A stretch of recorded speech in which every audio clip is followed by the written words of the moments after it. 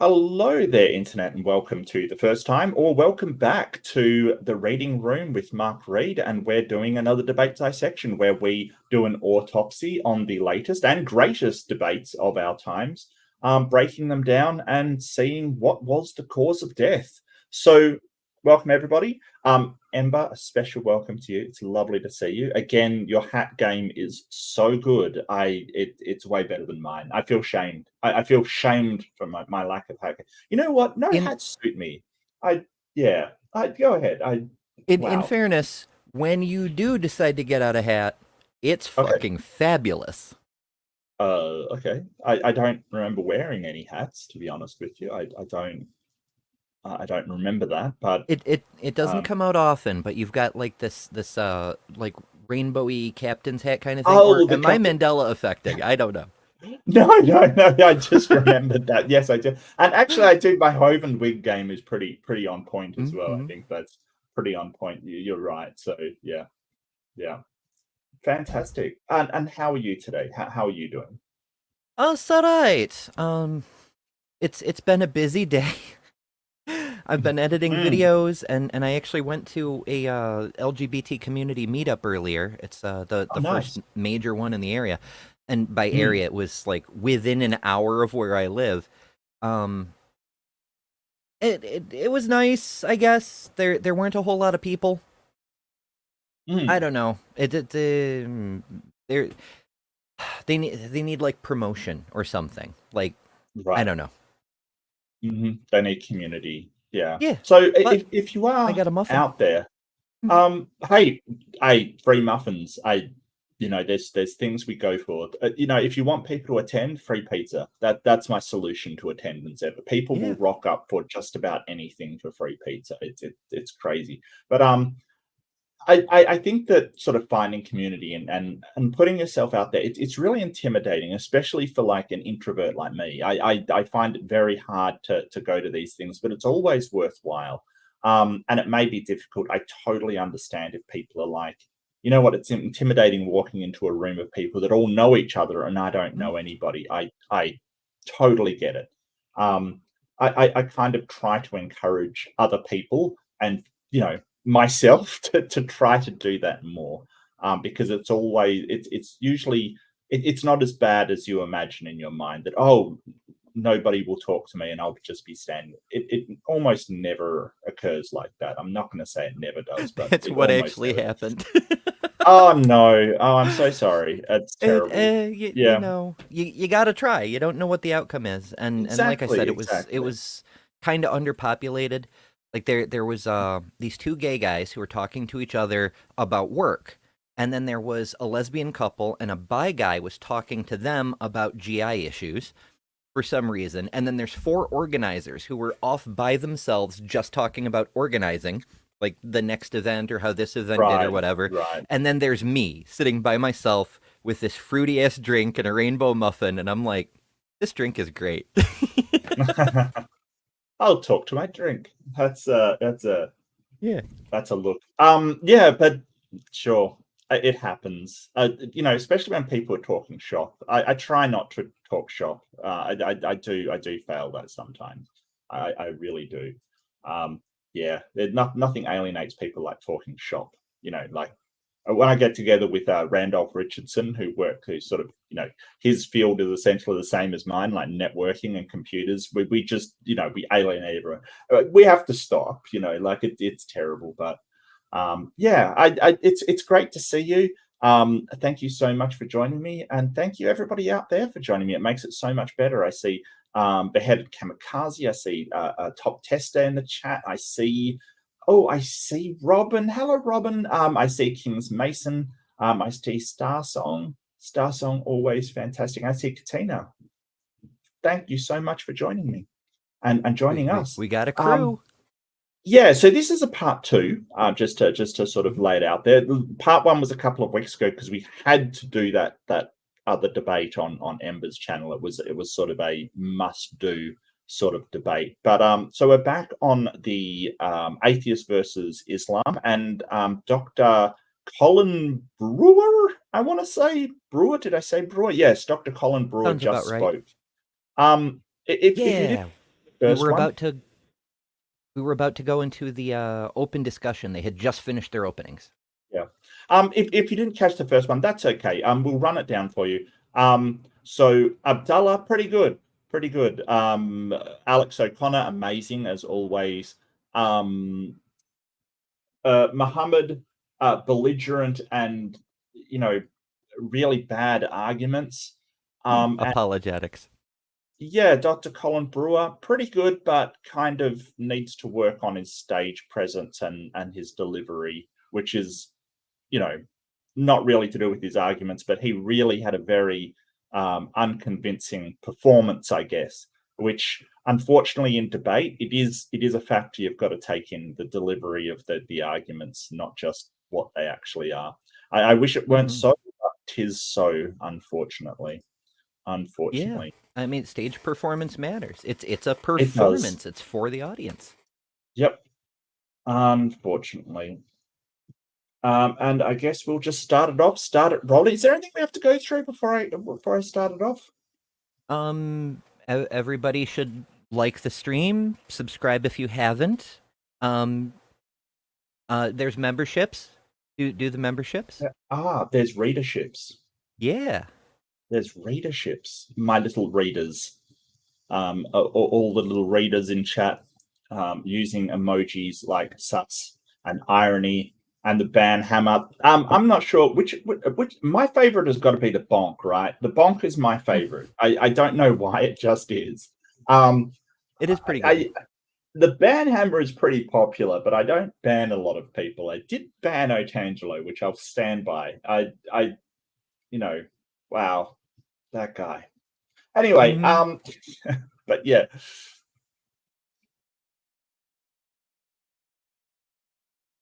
Oh, we're muted. We're muted. I'm not getting any audio. I don't know. Okay, give me 1 sec. I'm just gonna close down that, and I'm just gonna leave for a second. I'll be right back with you. I'll be right back with you. Give me 1 sec. Should have been prepared for this because I don't. I think curses. So to get the pirate flag, I have to connect to the Wi-Fi and then turn on a separate gizmo with the buttons to control. It'll only work through the Wi-Fi. I don't know why that is. Oh, you're too fast for me this time. That broke down very fast, I tell you. That's not what I want. Where's my debate? You know what? I so didn't look at the timestamp, which is okay, but I gotta get into that. Oh yeah, I usually write that down, but I didn't this time. I may have been distracted at the end of last show. Yeah, that's okay. That's all right. I think I remember it was 43:50 something, I think.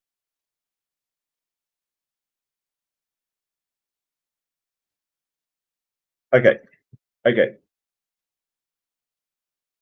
Make sure I have the sound on. Yes, also share audio, please. Please. Okay, 43:55. All right. Yeah, let me know how it goes, please. There's another way around it if I need to. So basically, I think maybe my colleague is used to. Is that good? Yeah, good so far. Okay. Well, let me know if there's any sound issues, and I'll certainly fix them. It is in my power. I have the power. Debating perhaps some certain Christians and what have you. I'd like to think that perhaps we're a slightly different breed in terms of our approach or philosophical approach. I don't think he addressed actually what I said. Not really. Not really. You use the same arguments. I don't think there is really any great difference in their approach. Do you see a big difference between Muslim and Christian debaters? Not really.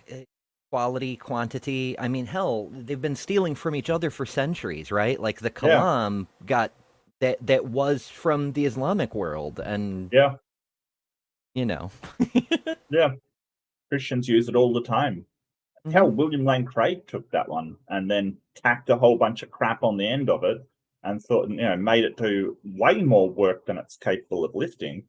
Because the Kalam only concludes that there's a cause for the universe, but he, somehow got it to the cause is timeless, spaceless, all-powerful, personal, just by sheer willpower. I don't know how he gets there. I have no idea. But incredibly smooth non sequiturs. Smooth non well, not sure about that one, champ, but sure. I just want to get chat out. And we'll go. And I think strawman my argument, for example, I'll give you an example. So I never said everything that begins to exist has a cause. I never used that because you could always say, well, how do you know everything does begin to exist? And that would require empirical verification, which is that's why I never said it in the first place. I merely posited that. Well, no, proof doesn't require empirical verification. The whole idea of a proof is that it's sort of logically done through deduction. There's no other. I don't know. I don't think proof would be what we're expecting. But it sounds like he has no evidence whatsoever. He's only got arguments as to why a God exists, which is why he's not providing. So when you say proof, like you can demonstrate something scientifically with empirical evidence. It's not proof. Science doesn't really deal with these global proofs kind of thing, like maths has proofs. So I think that any knowledge claim would require some kind of demonstrable evidence, not just argumentation. But, theists would disagree. Some think that argumentation is enough, which I don't think it is. Yeah, I think it's because they get confused how they take an argument, a philosophical argument, and they go, well, that's basically the same as a logical argument.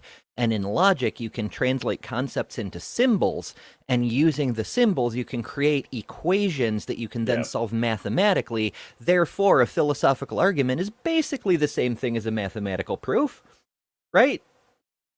By the transitive property? No, it's not. Because those proofs, they only tell whether something is logically, consistent. It doesn't actually say whether it's, actually exists. It's a proof of validity. It's not a proof of soundness. It doesn't automatically say that the premises are actually sound. You can put something through there to do with unicorns, and it will still come out to be perfectly valid argument. Doesn't make it sound. That's something else. Oh yeah, and even in the case of mathematical proofs, they're still they're limited by the same restrictions on logic as anything else. Like your standard mathematical proof is a deductive argument, which means if you fail to come up with a possibility, then your proof is garbage. Ultimately, and I don't know where this ultimately is. I just said ultimately there will be a cause. I don't know how old the universe is. Maybe we've been through a couple, 6 or 7 big bangs and big crunches until getting to this point. Of course, the universe is everything that exists. Yeah, possibly. Who knows? Do you know? Because you're claiming to know. You're claiming that God did this thing. You're claiming to know that. Well, why would? Okay. Isn't it suspicious that he claims to know the answer to the single biggest question in all of reality, but doesn't know several of the smaller ones that are entailed from that big one? Right. It seems like they claim knowledge of God, and they claim all of this incredibly detailed knowledge due to their religion. But when it comes to specifics, they just have no idea. Like they just no idea. Yeah. Well, shouldn't you know? It's very similar to those telephone psychics. We know the future. Call us. It's only $9 a minute or something like that. And you ask them for the lotto numbers. And why are you working as a phone psychic anyway when you can, I would imagine, read the lotto numbers?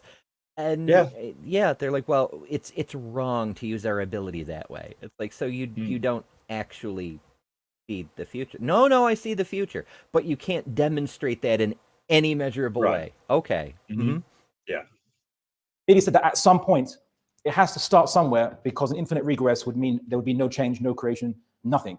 And the same for things like what matter is composed of. I never made an assumption that it is quantum vacuum energy or superstrings, which yeah, I sort of had this conversation with Grayson, why infinite regress is a problem. And I get that it's sort of counterintuitive, but he did have a point that maybe there's no problem with infinite regress. I have a problem with infinites in general, and that's to how you know they're infinite. So how do you know that the regression is indeed infinite? Because if we monitor it, but there may be no logical problem with infinite regress. He's sort of going, well, then you have problems with anything changing. Well, you don't. No, not really. It's sort of his sort of thing like, oh, well, there is a sort of an event has to happen before another event. You'll never get to that event because there's infinite events before it. Only if time is sort of A theory of time, linear and one thing happening after another. Under B theory, which is the one that we believe time to be, that it's part of space-time and everything happens concurrently. Everything happens at the same time. Like time is not the fixed linear sequence that you're talking about. Under that model, there's no problem with that. You can have as Grayson put it, an infinite set of finite events. Because the events are finite, it's fine. Yeah, it's so my problem with using infinite regress as like an argument stopper or something is because there's no justification for it. They say it's a problem because they just don't like it. In practice, it's usually an indicator that you're missing something in your concept of things. Like one of the C.S. Lewis, for example, because I did a review on one of his essays a while back, and he did the same thing. He got stuck in the chicken and the egg problem, although he was doing it with an owl. And he was like, the owl comes from an egg, and then the owl gives rise to the egg, and around it goes, infinite regress. And that shows us there has to be a God who created the owl in the first place. And I'm like, or whenever you hit an infinite regress, it shows that your thinking is on the wrong track. Yeah. There's no reason you can't have one, but thinking there's a single line of single causes going back to you're missing something, probably several something. So it's not that it's a fallacy per se, it's just a clue that you're either zoomed in too tight or zoomed out too far or whatever. You're missing some very important context. Yeah. A lot of scientists now doubt the idea of superstring theory, a bit fantastical, but I just posit those two, like, say whatever you want. The question can always be asked, what are they made out of? What are they made out of? If their attributes come from what they're made out of, for example, then what can they be made out of? Until you get to the point where there must be something that's fundamental, a fundamental substratum that supports all reality's existence. And if it's fundamental and it's necessary, then it wouldn't be limited and it would be self-sufficient because it wouldn't require anything prior to it or underneath it or further more fundamental than itself. Yeah, I don't, I don't know if we know what that is. This seems to be another God of the gaps, and they've done this constantly. So are quantum fields the fundamental thing?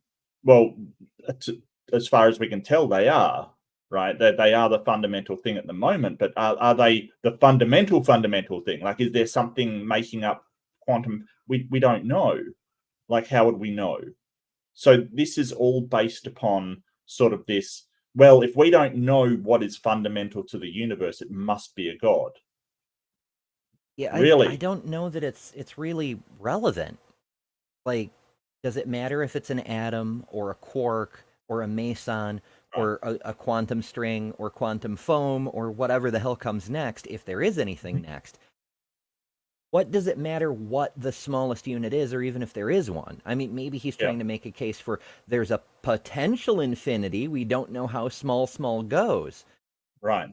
Maybe so, but what does that have to do with the price of tea in China? I have no idea. And it does just sound like, well, if you can't, it reminds me of Darth Dawkins, like, what's fundamental in the universe? If you can't tell me, then it's God. Maybe. What kind of an argument is that? Yeah. And maybe the fundamental thing is all of reality. Maybe you're looking at this the wrong way round. There's a quantum monism argument that a couple of physicists have made in the past, where we think of smaller things as fundamental. What if the bigger thing is the fundamental thing, and all of the particles are sort of built upon that? So it sort of breaks your mind. And they in no way said it was true. They just said, hey, there's a way you can look at it where it's reversed. The fundamental thing is the bigger thing, and the smaller things are the ones relying on it. It's just a different way of looking at things. But their problem here is that they're making a deductive argument. They're basically saying, well, if this isn't fundamental, and this isn't fundamental, and this isn't fundamental, then it must be God. It's deductive. They're eliminating things. The problem there is they haven't eliminated everything, like magic or quantum monism, or tons of other explanations as to why, even ones that I can just make up, sort of like, a Blarney stone being the fundamental particle of the, there's things that I can make up. You haven't eliminated them because you can't, essentially you can't eliminate every possibility. So it's really a bad argument from them saying, well, if you don't know what it is, then it's God. No. You got to demonstrate that. So these are kind of the arguments I made, but I guess just to kind of reframe this discussion in terms of what I mean by atheism, or why I mentioned the term atheism. You're right, atheism isn't a belief, but I posited that it carries a necessary corollary, something attached to it, which is if you don't believe in God's existence, not that you may be just, it's just your default. No, if you don't believe in God's existence, that means that your worldview does not require you to posit God to explain things. And I really posited that reality imposes certain problems if you want to keep God out of that discussion, because ultimately you can't explain cause, matter, specificity, or limited and finite things. And my explanation isn't one where I know stuff because I've observed it, is that God is the only explanation to avoid self-contradictions. And that's pretty much it. Like I'm saying, if we take two and we... No, that's not true. The Blarney Stone doesn't do self-contradictions. It's just magic. Magic can do anything. It's Nil just solved also, by that. Nil does a better job than God, because God does come with self-contradictions. Like, where did the God come from? Nil answers that question. So, there's that. Yeah, I think that, sort of making that statement, it's the only one that it's sort of more a dogmatic assertion, just the assertion of, well, God's the only thing that doesn't provide contradictions. That is 100% not true. You can fill it in with any kind of all-powerful force, all-powerful sort of very vaguely defined thing, and it will not have logical contradictions. That doesn't make them true. And even if God has no logical contradictions, as a lot of things don't have logical contradictions that are not true, right? Me being a bachelor isn't logically contradictory, but it isn't true. I'm married, right? Like, this is the lowest bar, and sort of the lowering of the bar that the theists do for their particular God. They basically say, well, there's no logical contradictions with Allah, and lower it right to the ground. That is the very first thing you have to overcome in order to demonstrate something is true. We don't just go, well, there's no logical contradiction that Ember could have committed a crime, and robbed a bank. There's no logical contradiction with that. They're per person. People rob banks.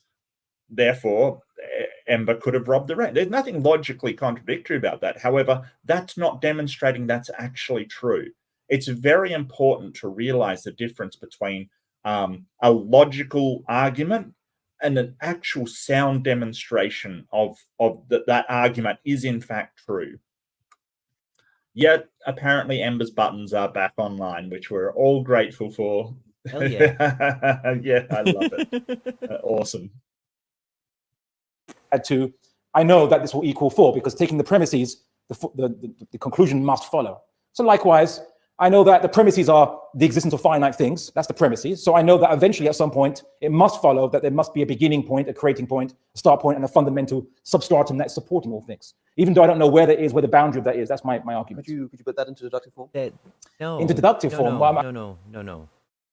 It's not that they're like, there's tiny little pixie dust that's forming quantum strings, that's forming quantum foam, that's forming quarks, that's forming atoms, etc. They're all from the same inflection point, the Big Bang. Yeah. All of them are from there. There's nothing making the things, or at least not, we don't think so. We do see things transforming, like atoms are smashing together, and via E equals mc squared, part of the mass is getting converted into energy that gets radiated as photons, and that's what makes stars pretty. But conversion isn't the same as creation. There's nothing new bubbling up out of the basement, the cistern, whatever the opposite of a firmament is. Yeah. But I love how Alex sort of said, can you put that in deductive form? Like, you're making a deductive argument. Can you put it into a deductive syllogism? Yeah, because as soon as he does, it will be evident that it doesn't make sense. It doesn't follow. It's a non sequitur. It's basically, well, it's logically true, therefore it's true. Nope.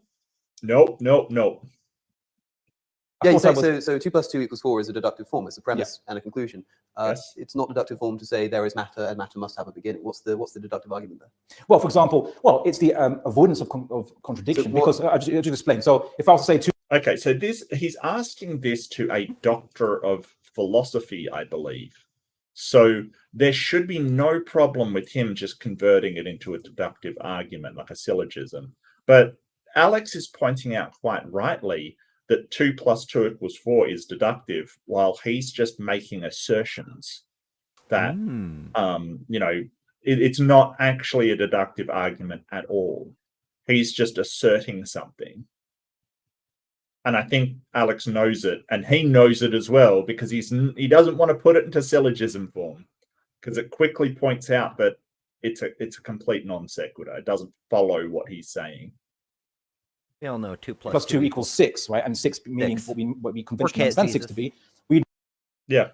One of those. No, that was wrong because of contradiction.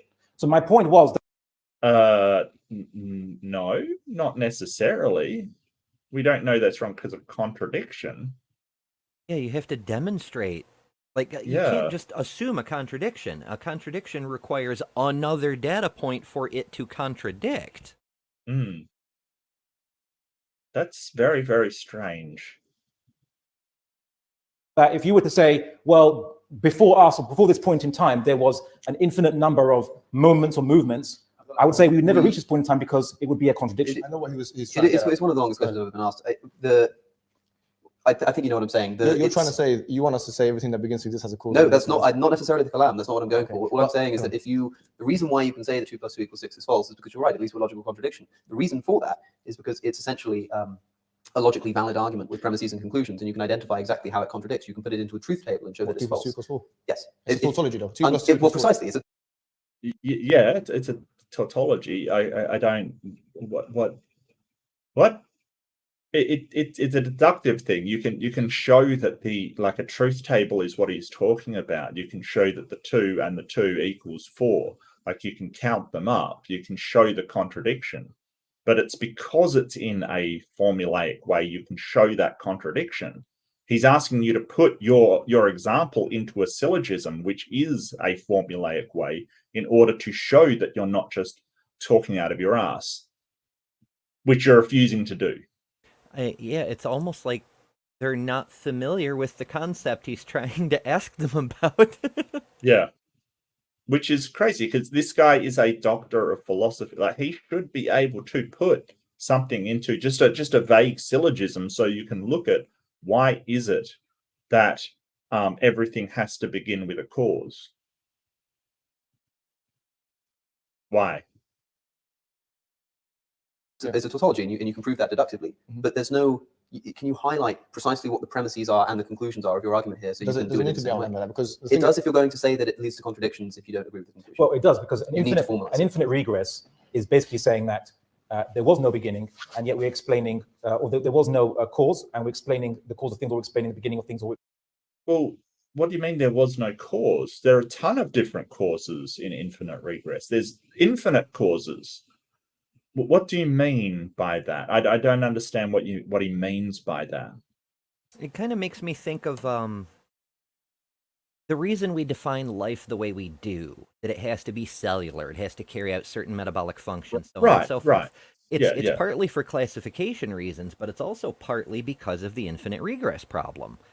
Because if we had infinite generations into the past of previous ancestors, then it would break people like his brains. They'd be like, how could I possibly exist if I have infinite ancestors? So there has to be a cutoff. At some point, life went from non-cellular and therefore non-living to cellular and living.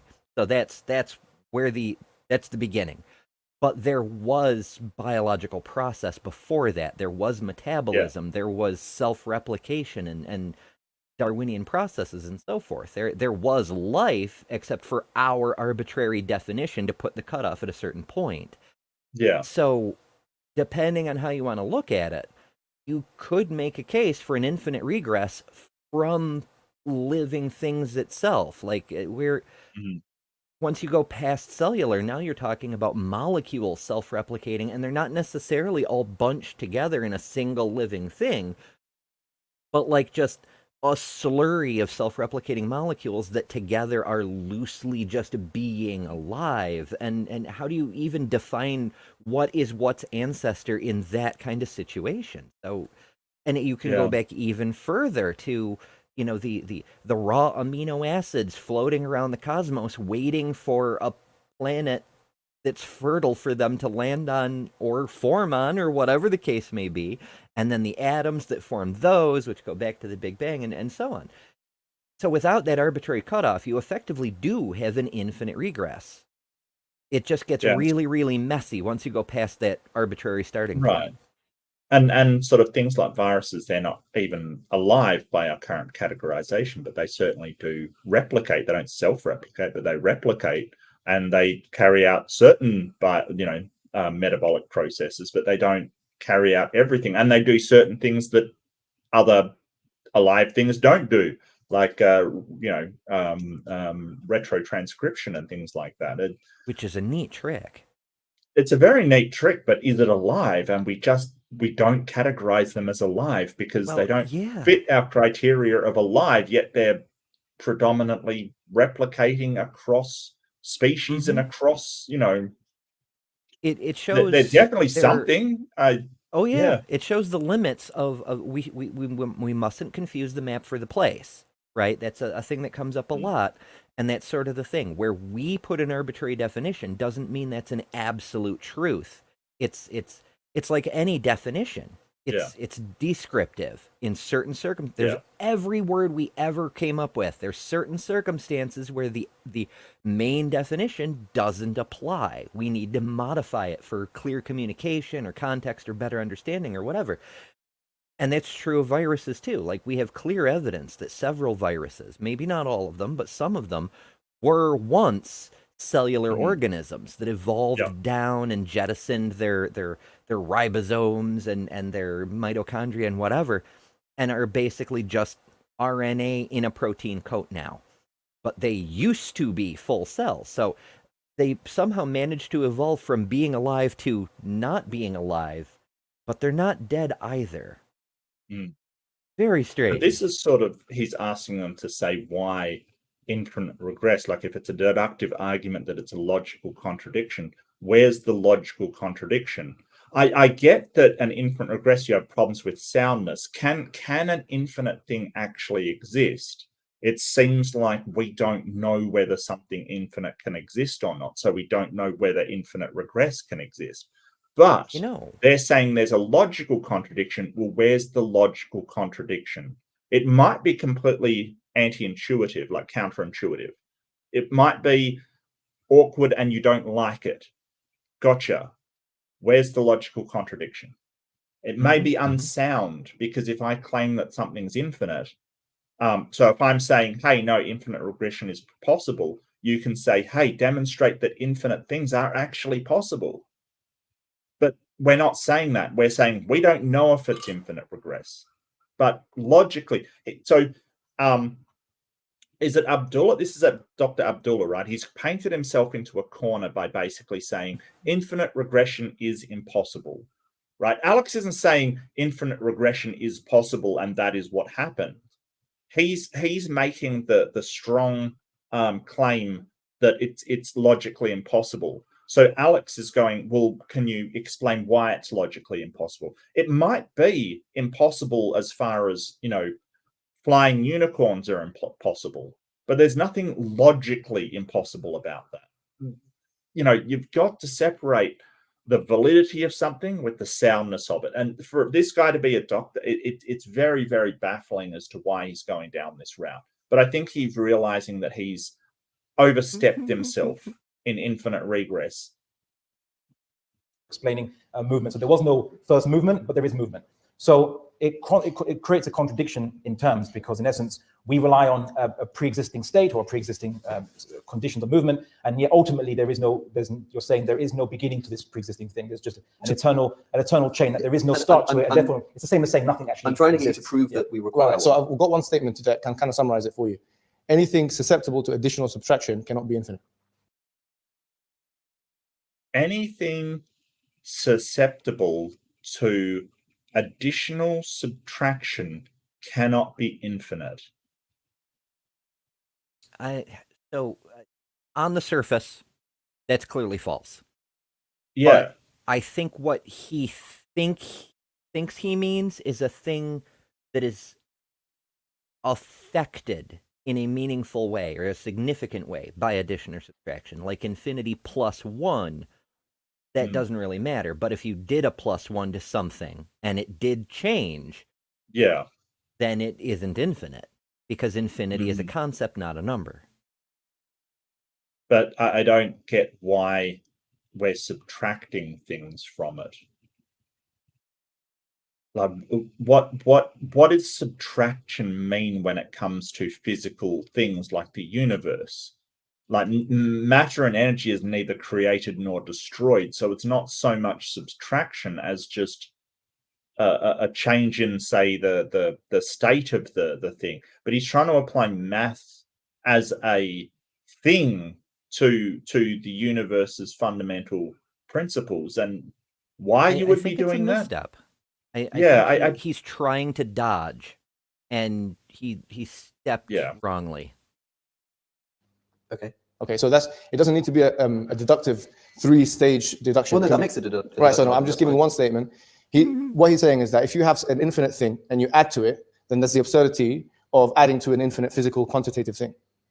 There's no absurdity of that. That we do that in math all the time. Like you said, infinity plus 1, infinity plus 2. Mathematicians use it all the time. Now, there's issues whether that infinity can actually be implemented in the real world, but there's no problem with it. Why is that an absurdity? I don't get it.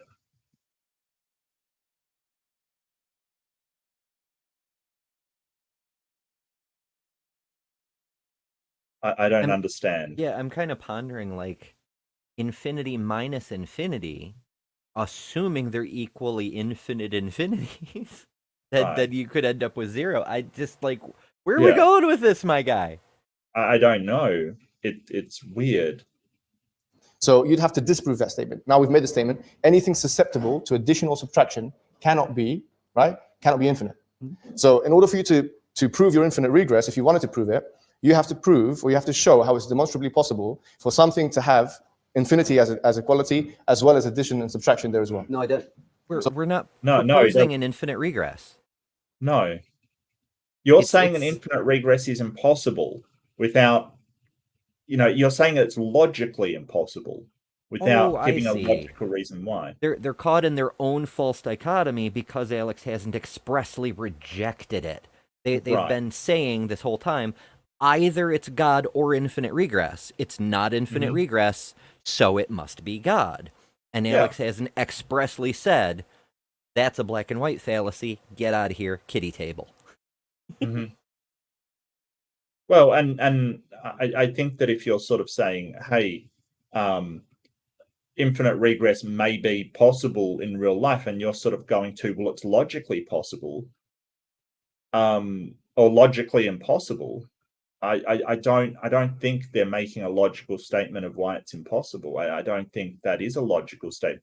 That it might, they might be making an argument on the soundness of the principle based upon the impossibility sort of the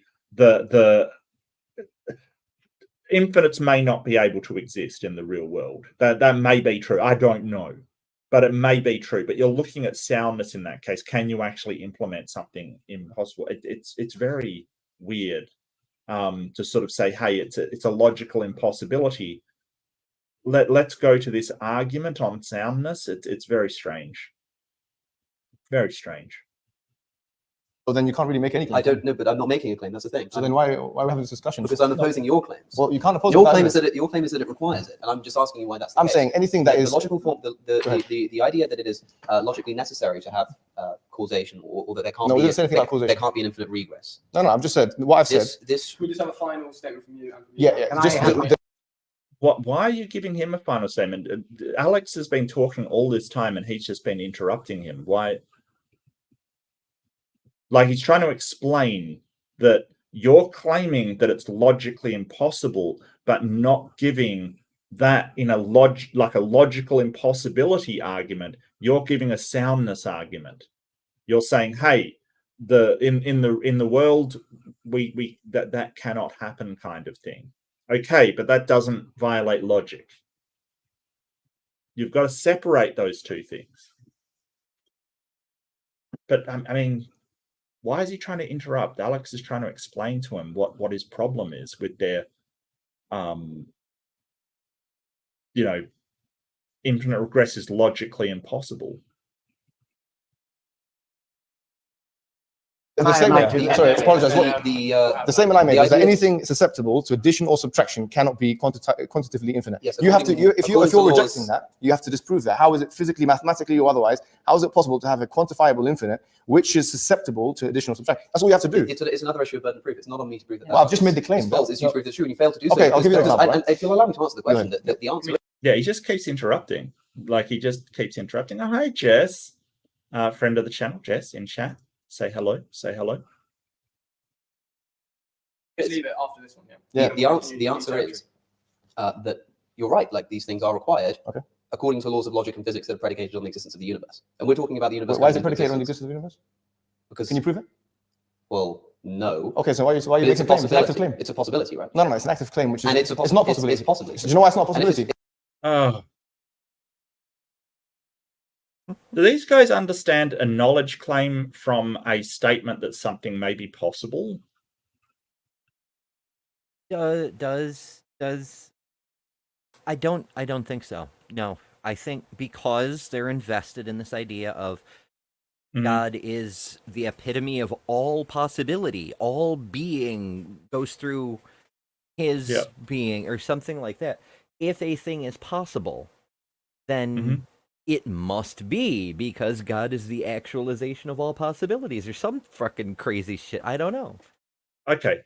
So let me break it down to you in a really simple example. I say that Ember, it is possible that she went to the shops this morning, right? It is possible that she did go to the shops this morning, right? So basically, she has the capacity to do that. Logically, there's no problem with it. She exists. The shops exist.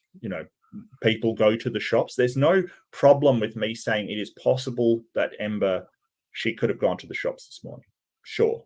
But they're taking it as I'm saying, Ember, she definitely went to the shops this morning, and I know that for a fact.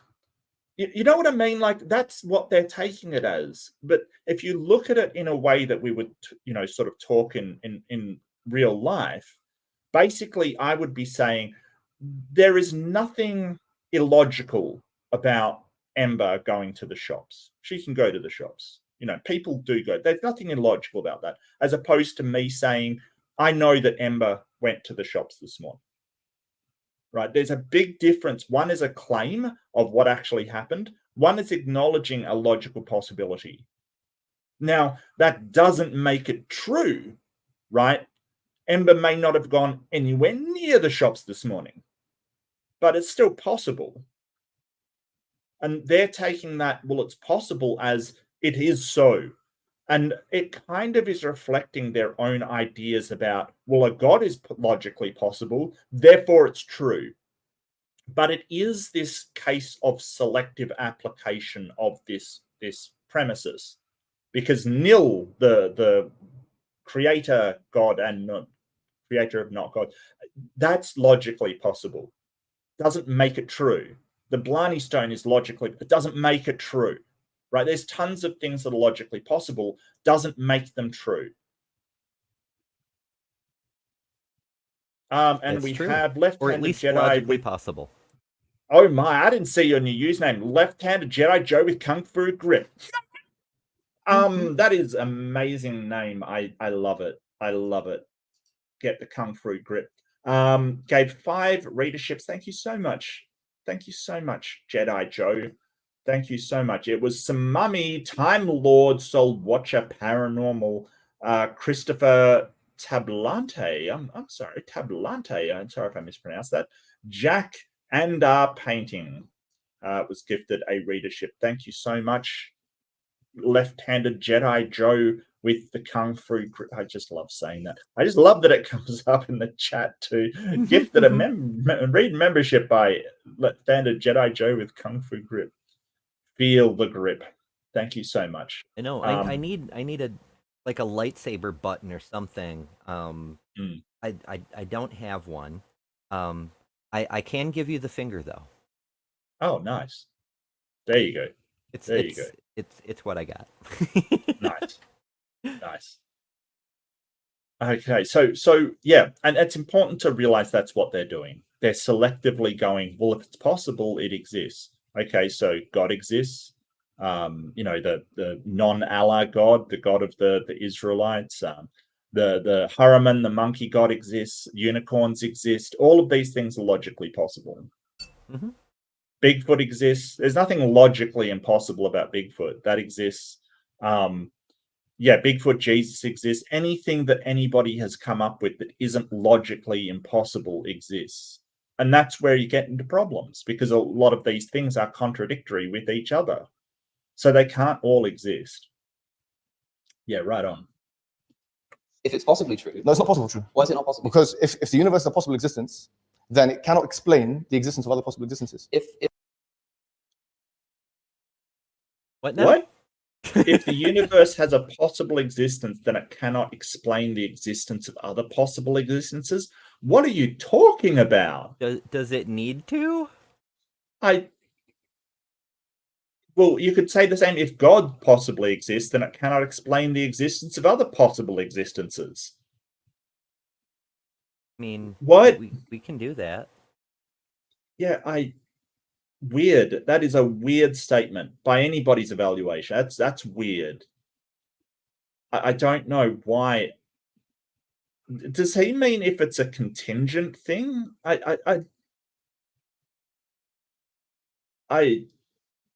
It's what almost, is he? Yeah, he's like oversimplified his argument to the point that I don't think even he understands it anymore. Yeah. I'm baffled by that one. If there is a necessary. Did you get that? Do you understand that? Yes, I'm asking a question in return. If there is a necessary. No, but can you address that first? Wow, he's trying to, dude. What are you doing? This one friend with the question. If there is a necessary being or occurrence, and that entails another, which is what you admit, and that entails another occurrence. No, it doesn't entail. And if it does, it doesn't work like that. If I may just it doesn't. What? The people often ask, why don't Christians engage with Islamic interlocutors often? Why don't atheists engage with Islamic interlocutors? This bullshit is kind of why. It's not to stereotype, not to broad brush. They don't all do this. And there are Christians who do this. But it's really common. And it's like, how are you supposed to discuss with somebody when you can't even finish one sentence, let alone articulate a premise before they're interrupted with, well, you did, therefore God. Mhm. My guy, are we here to talk or are we here to talk? What are we doing? Let's play Parcheesi. It's almost as bad as when you say, because I mean, he's basically saying, well, if necessary has an entailment, and he's like, well, it doesn't work like that. He's like, no, it's if it has an entailment, and he's like, no, it's almost as bad as those Christians that go, no, I don't do hypotheticals. You know, I don't get into hypotheticals. I won't do hypotheticals, and it's just like, what? Like,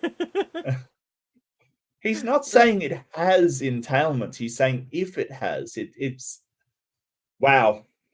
There we go. Facepalm Jesus. Yeah, but the thing is, if God is the necessary being in this case, it has entailments, right? It has omnipotence. It has a personal relation. It has all of these entailments. So what are you saying? Like, God doesn't have entailments? What? Why would you say that when clearly you think God has entailments?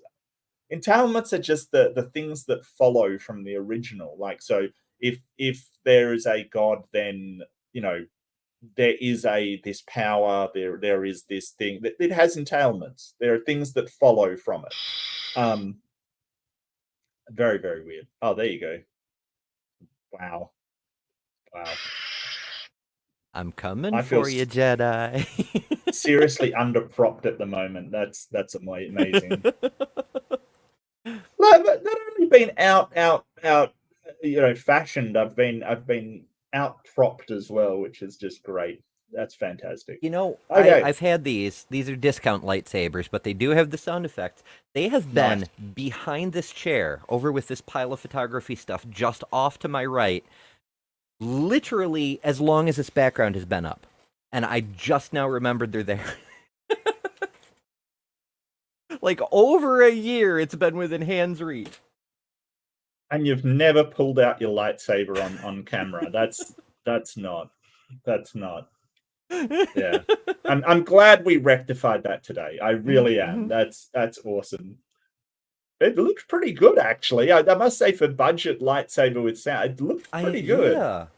I mean, I've got a good one over yon, and I've referenced it before, and that's why I didn't think of them, because I have a nice one. It's just, it's way out of reach. And then for some reason it just clicked. I'm like, you know, I do have the crappy ones. Hey, they worked. They definitely worked. I think the confusion is, firstly, I don't think all things require putting into a logical syllogisms. I'm not saying it's necessary. I'm saying that. Yeah, if you're going to say it's a deductive argument, then yeah, you kind of do. You have to show how there's no other possibility, and where the contradictions are. I don't like it. It's crazy that you've got. He is a doctor of philosophy, isn't he? Like, I'm not misrepresenting him. Hang on a sec. Let me find the original. Yeah, I'll find the original, because I was pretty sure they had sort of one academic and one sort of popular person kind of thing. And unfortunately with Alex, they thought he was just a YouTuber and not an academic, which sort of,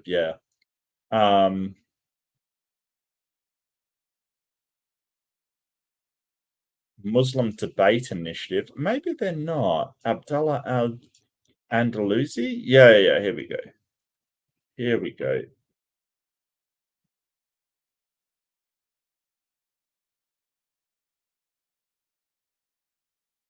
Oh, maybe he's not.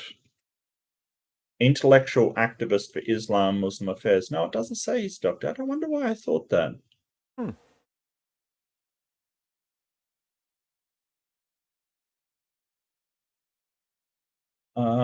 Instructor. No. The fellow working with Alex, is he a PhD? Yes, but he's a PhD in I think journalism. Maybe, I'm not sure he is. No, he's psychiatrist.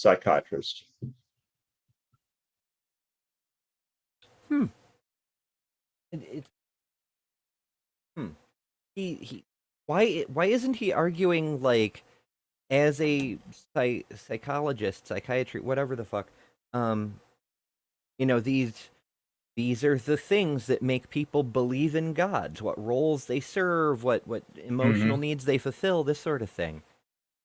I wonder I why don't know. he's He's not going very there. quiet. Yeah. He's really, really quiet. I'm not sure if he's very experienced in debate at all. He seems like perhaps he hasn't, he said this was his first debate, so I'm going to cut him some slack. It's very hard to jump into an open conversation, especially with people this aggressive. Muhammad on the end is being insanely aggressive and jumping all over anything anybody says. So I'm not surprised that maybe he's a bit reluctant to chime in. But yeah, you're right. Like he should be better prepared than this. I don't think he's got much to contribute on the whole philosophy thing. Hell, Muhammad doesn't have much to contribute on the whole philosophy thing. He just thinks he does. Like it's yeah. So really, it's Abdullah versus Alex at the moment. On the philosophy of this. But yeah, it'd be good if we could get off the philosophy and onto maybe some actual evidence, which the two Muslim people think that they don't need in the slightest. It's enough that it's possible. No, it's not enough. Which is why I mean, so obviously we're not convinced by it's possible. We're not convinced by arguments. They say we believe in our flavor of God, and we go, can you demonstrate that? And they say no, so we say we don't believe you then.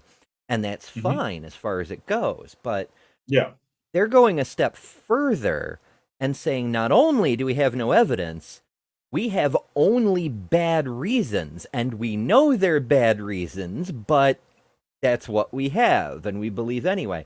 Well, now you're not even being apologists.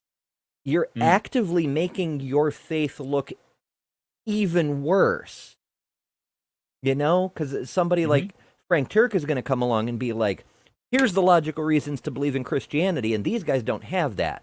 They're believing, knowing their reasons are bad, so clearly their religion isn't as good as mine, And if that epistemic bar is too high, just drop it. Drop the epistemic bar. So when we're talking about epistemology, we're talking about how we know what we know, or the reasons why we believe something, or the reasons why we know something. As far as something is logically possible, must be the lowest of the low bars to pass. Like, that's the very first thing. If something's logically impossible, that's fine. It can't exist. Gotcha. But when you pass that bar, you haven't even gotten partway towards actually showing something is in fact true.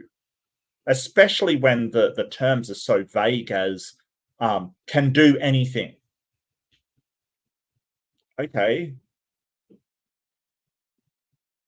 So yeah, epistemologically, they're on real shaky ground, and I don't think they want to move off of it. I think they want to die on this hill of, well, it's logically possible. Which I think that's why, like, not just them, but the tag apologists and all these precept people, like, because they know they don't even reach the second step. And on a philosophical ascendancy, I suppose. So that's why they just claim the whole staircase. They just go, well, it's only possible to logic because there's God, that logic works is itself all the proof we need. Yeah. And then it's then just you get another the dodge. precept. Yeah. And then you get the precept of claiming that logic itself is only possible with God. Ha ha, I won. You tried to use logic, you fool. I have the high ground, Anakin. Exactly. It's just ridiculous. I'm saying, no, it does when you're making contrary propositions. A sentence could say that this sentence is false. It creates a contradiction within the sentence without it being a logical. No, that's a paradox. That's not a contradiction. It's a paradox. That's different again. I don't know what you're talking about. That is not a contradiction. That's paradox. Yeah. It's one of my favorites, though. I came across that one when I was learning about set theory. They're like, so if we have the set of true things and the set of false things, which set does this sentence go into? Because when it's true, it's false, and when it's false, it's true. So, like, what do you do with it? Well, it falls outside the sets. It goes into the set of paradoxes. It doesn't fit into the true or false set. I do like being outside the sets. Always, always, always. There's a third option. Mm-hmm. But yeah, where is it contradictory? I mean, you might say, hey, it's self-contradictory, but it's self-contradictory in a way that makes it a paradox. It's not contradictory at all. Not logically, anyway. It's self-referential, but it's a paradox. It's neither true nor false. Syllogism. Yeah, but again, that is I'm merely pointing out that there are ultimately only two possibilities to basically anything that you might observe which is finite, limited, and what have you, which is either it was the result of something more fundamental than it, or something that is prior to it. And if you ask, well, what was prior to it? Anything, what is more fundamental to anything? Either it's something that's like itself, as in like finite, limited as well, or something not the case, not finite and not limited. So I'm saying that if we go down the pathway of just constantly insisting on there's a continual chain prior to this existence of finite, limited things, nothing would exist, because that would cause an infinite regress fallacy, and thereby the contradiction. That's not a fallacy. That's not a fallacy. There's no logical fallacy with an infinite regress. It's not. There's no infinite regress fallacy. Yeah, and also nobody's assuming that. Mm-hmm. Like that's no a substitution of a point. Mm-hmm. He's kind of arguing against a straw man. He's saying that either you accept, that you accept God, or you have to have an infinite regress. No, there's other explanations, especially as we know that time isn't the linear sequence that you're thinking of. Like, we can stretch time so that what is 1 second for me is 10 years for somebody else, sort of traveling incredibly fast. Or 10 years for me is 1 second for them, opposite way around, sorry. We know that, is it possible that time can stretch to an infinite amount, to an atemporal state? We don't know, but that's possible. So you sort of saying, hey, there's only two possible. No, there's not. It's just your limited understanding of time. That's all. You think that time has to be one, what do you call it? Sort of atomic thing happening after another. So atomic simply means one discrete instance happening after another. And we know that's not what time is like. We know that time is flexible and mutable. It bends, it shifts, it stretches, and it squeezes. It's not the thing that you think it is. It's very gymnastic that way. Yeah, exactly. Time dilation near a black hole. Exactly. Watch Interstellar, dude. It'll blow your mind. It'll blow your mind. It's trippy. And it's mostly, until the end, it's mostly scientifically accurate. Yeah. Well, hey, Interstellar gave us the most accurate depiction of a black hole we've ever had, which is awesome and looks cool. Really cool. Really awesome. I love that movie. Did you like that movie? Did you like Interstellar? I did. It was a little weird. I like the robot's attitude. I like the spoiler alert, the sudden Matt Damon. Like, there's so many cool things. But towards the end, things do get a little bit odd. Yeah, but we're trading. It is fiction. Cosmology to applied string theory adjacent kind of stuff. So Yeah. No, it just it has to, but at the same time, it kind of has to be entertaining and have a story and have a twist. And I accept all of that. It's at a certain point you've got to have suspension of disbelief when it's a fictional story. But it's still a really good movie. They're not claiming everything is hyper accurate. Just the stuff about gravity, time dilation, black holes, and then they built off of it. So but there were several times they were all dead in many ways. Oh absolutely. Is manifest, as opposed to ultimately at some point saying, well, actually, you know what? At some point, I don't know where, but at some point there was a beginning, or there was something that was not finite, whereby it doesn't have limitations, and just to kind of justify to you, limitations requires explanation. Something that doesn't have limitations doesn't require explanation, but there's no limits for it to be. There's nothing to create its limits for it to be explained by something else. No, it still requires explanation.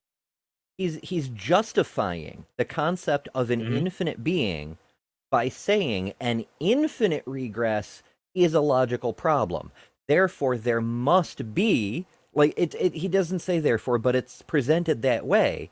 Yeah. The opposite of that, another infinite, but it's a single thing.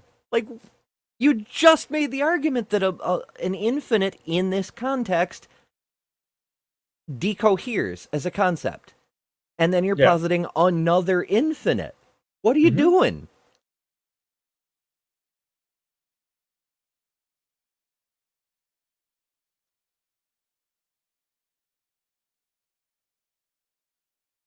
Nation. Let's leave no, this no, one. no, It's absolutely- okay. Colin, Okay. do you want to jump in? Yeah, I want to make a very old, simple observation that if you say God created it all, the next obvious question, of course, is who created God? And Colin, nobody has given a very satisfactory. one- So please let me. Yeah, please let him finish. Like, damn. He hasn't finished talking. What are you doing? And yeah, you're absolutely right. You said it earlier. This is what Muslim apologists do. This is what Christian apologists used to do as well. Don't forget that the Muslim apologists, they're just Christian apologists that are kind of like 5 to 10 years behind, basically. That's what they used to do as well. But, you know, as they've looked shockingly and increasingly bad doing that, they kind of stopped doing it. Because they look terrible, just as these guys look terrible because they won't let the opponent speak. They won't let them get anything out. So I figure that, like, in maybe a few years, the Muslim apologists will stop being so belligerent and interrupting every 2 seconds because it makes them look terrible.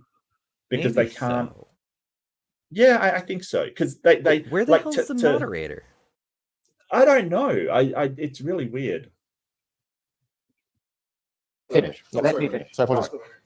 And the second one is, as I say, you are talking the language of certainty. What we have learned in the course of my lifetime is that the origins of the universe have been pushed further and further back in time. It's a fascinating study. I don't pretend to understand more than the average man in the street about it.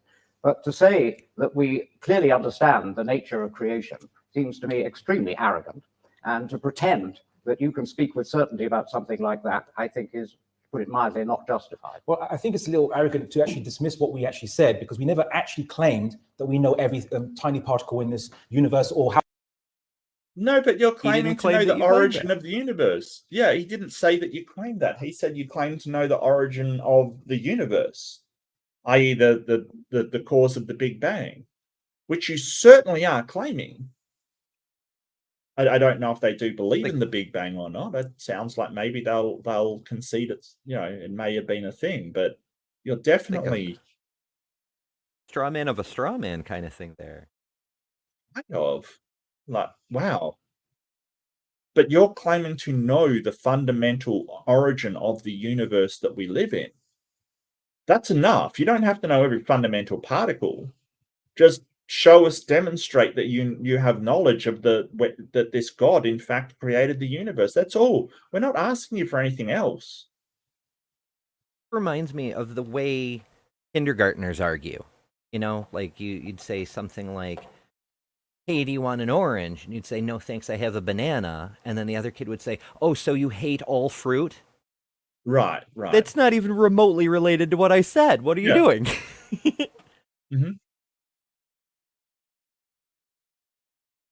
Or you know, or you know, you say that you know who, you know, broke the vase.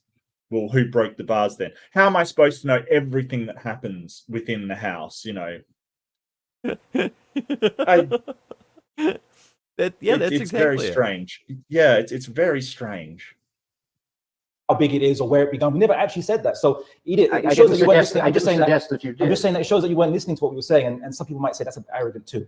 What I'm saying is very simply this: creation or causation or whatever you want to call it is to limit something, to define its limitation. Like when you draw a circle, you're drawing a limitation.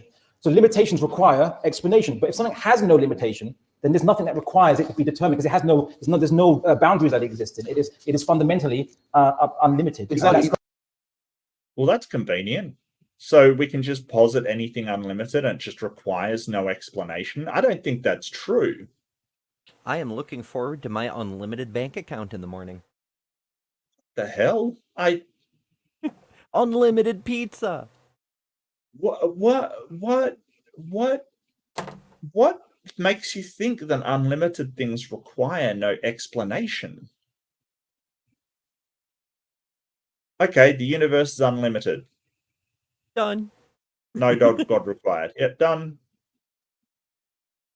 That was easy. That was easy. This is so strange. This is so strange. I don't. Yeah, it's weird. That's why we said it's You can't just posit a necessary being and say it doesn't require any explanation. No, we're not because it's positing I necessary. didn't say necessary. I said But that's the opposite of unlimited. No, because limitations require explanation, right? Not lack therereof. Right? And limitation as opposed to what? What's As the opposed opposite? that be so? not being. Sorry. He said limitations require explanation, not the lack thereof. I'm like, why would that be so? Yeah. Like, if I you're don't- going to posit that, explain it, demonstrate it, Yeah. make your case. You can't just assert the damn thing. For fuck's sake. Ay, ay, ay. And what is Having no something that's not limited? Well, It's necessary, because if it's not necessary, then it's limited. What's your definition of necessary? Because you keep using it incorrectly. What's your understanding of necessary? Oh, Alex keeps using it incorrectly. Sure. No, the guy currently studying, philosophy is the one using it incorrectly. Yeah. Well, you were talking about contingent things. It's the opposite of that. So, So something that can you give it? something that cannot have been differently. That cannot, Okay, not cannot be have existed differently, and there's no yes. explanation for it What, outside of itself. well, I suppose so. Right, yes, right. but And you okay, have so can you tell us how there can be a world with no necessary existence? well, What do He's you not mean? saying there's no necessary existence. Why would he have to explain a world without necessary existence? Is he just basically saying, well, necessary existence is God? I think he is. Yeah, I think that's what he's doing. That's absurd. Why does a necessary being have to be God? Like being a state of being. It may be that the universe is a necessary state of being. It may be that the cosmos outside of the universe, if one exists, which we don't know exists, but may do, it's possible, it's logically possible, the cosmos may be the necessary being. How do we know? We're not saying that there's definitely, it's kind of like he'll say, well, you've got to show that God is the necessary being, and they'll go, well, there has to be a necessary being. Are you saying there's no necessary being? And it's like, what are you doing? You're not showing that God is actually the necessary thing. You're just show me, dude. Show. I mean, yeah. From my point of view, we can't rule out the problem of hard solipsism. I'm the necessary being, Right. because I can't Yes. observe the universe without me. Mm-hmm. who says you said we're living in a world of possible, or you said that we have to claim that we're living in a world of possible existence. Do you agree that there could be Nobody's claimed that. Do you accept that there is a necessary existence? I would say that yes. Then that's God. But that doesn't have to be debate God. over. Thank you It very does much. not- no, Because that does not have to be God. Yeah, that's exactly what he's doing. There's a necessary existence. Well, that's God. That's God. I've won. Yep, I'm done. Oh, there's a phone book. That's God. See, God is real. I called the phone book God, therefore God is real because the phone book is real and the phone book is God, so God is real. I win. I'm going home. Nice. Wow. This is So- why I get paid the big bucks. If we look backwards beyond the Big Bang and the universe is an atemporal state, a state where time does not apply. Okay, this is just a hypothetical. I'm not claiming this to be the case. But what I'm saying is if the universe is an atemporal state and had no beginning, then the universe is a necessary thing. A necessary, what do you say? A necessary cause or whatever. That will be the case if those set of conditions are in fact true. That doesn't make it a God. God does not apply to that. Yeah, huge non sequitur. Right. So there is a necessary thing. Everything is contingent on. Without a cause, it's not a God. Or if you do define that as a God, then you are, severely castrating your definition of your God. And why should we worship that God? Like it reminds me of that time I was talking to the Proverbs guy, Stephen, whatever his name is. And he sort of I said, well, he just said, well, God is whatever created humans. And I'm like, well, what if aliens from Alpha Centauri created humans? And he's like, well, then that's God. And it's like, well, I mean, you can call that God, but, you know, he's just why so then, desperate to be right, even if it makes him right, wrong. It's so wild. You know, that means that if we go and create, you know, we figure out how to create life and we create this life form, then we're God to those creatures. And he's like, yes. And it's like, are you serious? That's your God. Okay. Like, what are you worshiping then, man? Right. And it was weird. Like, I can redefine anything as a God. I can redefine my computer as a God. God is necessary for this conversation, you know, but it doesn't mean that, you know, at that point you've devalued the word God to the point of being just a mundane thing in the universe or the universe itself. Big freaking deal. You know, say goodbye to your religion, because ain't no one worshipping just the fundamental concepts of the universe, or at least, I mean, you know, some of us might. Maybe. Praise gravity. But I don't know why we would have to abstain from butt sex because of the universe. Come on now. Because as bad as you think black holes are, brown holes. Oh my goodness. Nope. Oh, nope. Terrible. That's an awful joke. I wish I never brought it up, but touche. Once the Klingons attack, you're having a bad time. If your necessary thing is the universe, then why do you have all these rules and regulations? The universe doesn't care about that. There's nothing that cares about. Yeah, exactly. No. That's our understanding of God. It does not have to be God. Yeah, for us, a necessary existence is something which is, this is perfect. Couldn't be any other way. Explains everything else. That's our definition of God. Explains everything else. Because necessary couldn't be any other way. All Couldn't contingent. be any other way. All contingent. That's a lame definition of God. Something that's necessary and explains everything else. Well, that's God. Also, that's two criteria, and Alex only conceded to the first one. Right.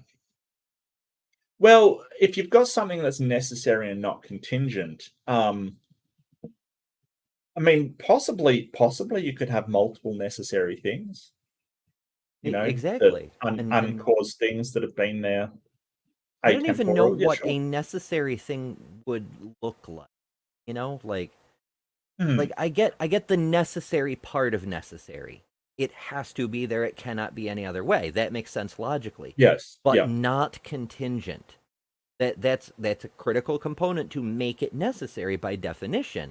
Yeah. But I just cannot conceptualize a thing, anything, even as a concept, that is not contingent. Well, it just literally means everything depends on other things. Well, that's the whole point. It wouldn't depend on any other thing. So if you had a universe in a quantum state where there is no time, for instance, it would just sit in that state. It wouldn't be caused by anything. It wouldn't rely on anything to put it in that state. It would just be in that state. And since there's no time, it would be in that state essentially forever. But when I say forever, it suggests for all time. There's no time for there to be all of. So, you know, it kind of boggles the mind, sure. But I think it's quite straightforward to think of something that is not contingent on anything else. It's just there, like it's just brutally there, I guess. Barnaby Wildwood 5, thank you so much, Barnaby. The definition of enjoyment is your shows. Thank you for never mailing it in. I've tried. The internet doesn't take snail mail. I've tried. Thank you so much, Barnaby. I really appreciate it, and I'm glad you're here with us. I really am. It's more conceptual than anything else when you're talking about things that are necessary. Like, for instance, if you say nothing in philosophy, like, you know, we've never seen nothing, we've never experienced nothing. Mm-hmm. Is there in fact a nothing in the the sense of, you know, being no thing entirely? But when you say, you know, what did you get from the shops? I'll go back to the shops. Oh, nothing. I was just browsing. You understand that concept. even though you didn't get nothing from the shops. You want to be incredibly technical. You got, oxygen from the shops, and you got, like you breathed it in while you were there. But we understand that concept, but it mostly is conceptual. What if nothing is the necessary thing? I don't know. It could be. It absolutely And the lack could be. of a necessary thing is in turn the first cause of all the things. Could be. We don't know. But I mean, the nothing that they talk about in physics isn't the same as sort of a philosophical nothing or no thing kind of thing. Like nothing is just no matter, energy. I think it's just matter or energy in a no space kind of thing. So that could possibly exist because of sort of quantum states, quantum fields, quantum foam, I think they call it. So that could be a thing, but it's not nothing in the philosophical sense of no thing. There's still something there, and it's quantum foam or a quantum field or what have you. It's not, but when we say nothing, they sort of take it very literally. So yeah, it's a reality thing. If there's reality, then there's something there. Even if you did have actual nothing, as soon as you point at it and you draw a circle around it and say, there, that's the nothing, now it's a something. Well, philosophically, you can't point at a nothing. There's that's not something. I mean, you can't find one to point at in the first place. So it's purely conceptual. It's multiple levels of meta. Yeah. Alex, all contingent things depend upon it. Yes? Give me an example of contingent thing. This cup. How was it contingent? Because it could have otherwise not been in existence. You do know you're speaking to a determinist. Pardon? Do you know you're speaking Yeah, to a okay, so what is determinism? So if you said in your thing, sorry. Yeah, so determinism, I think I've heard this argument before that if things are determined and can be no other way, then everything is necessary to everything else, basically. So everything is necessary. Everything happens is necessary. Everything that exists is necessary. I'm not a hard determinist. I don't know if I would agree with that. I'm not entirely convinced. I think I see his argument, though, that it does everything is. It does demonstrate one of the absurdities with the argument of there's one all-powerful God who controls everything and everything is according to his plan. If that's true, then everything is necessary. There is no contingent thing in this universe, which in turn rules out the possibility of such a God. So that God existing makes that God not exist. Yeah, I don't think that's true. I think that you could make the argument that things aren't necessary because it is possible to be some other way. Like God possibly could have made things some other way. That it's possible kind of thing. And I think that it's possible that the universe could have unfolded in a different way. I think that is possible. So I'm not quite on board with the hard determinism. I think locally maybe, but I think as if you're talking about because I don't know if it's possible that the universe could have unfolded in a different way. So I wouldn't claim that everything is necessary because I don't know. I'm certainly not claiming it's the case. Yeah, I don't personally think it is. Just that when a person claims there is one God who is totally in control of everything and it's all according to his plan and it's impossible for deviations to occur, then it eventually leads to that entailment. Well, I don't think they claim that. I think they claim that free will sort of allows them, which I get that you get this conflict between free will and predeterminism. I totally get that. But I think that they would claim that, hey, there are things that can happen differently, like people have choices kind of thing, that I can choose to, harm somebody or help them kind of thing. And then it can be possible to have different outcomes. I think they hinge a lot of their stuff on that. Yes, Nee, it's the ineffable plan, not the other plan. Yeah, the ineffable plan. Yeah. We don't talk about it. It's ineffable. Yeah. determined it. Yeah. If let me ask you a question. It's Go going to ahead. seem isolated, but it will make sense. Go ahead. If P entails Q Go and ahead. P is necessary, Yes. is Q necessary? No. It's not. No. No, it's not. It doesn't have to be. If necessary, Right, so- hold on. Let me explain why. What we're doing here is we've said that these dependent contingent things, yes, As you're defining them, do you accept that this cup could have otherwise not been in existence? no. So, okay, this That's what determinism is. Well, hold on. So you believe in the determinism? Yeah, that's what determinism is. Yes. Yep.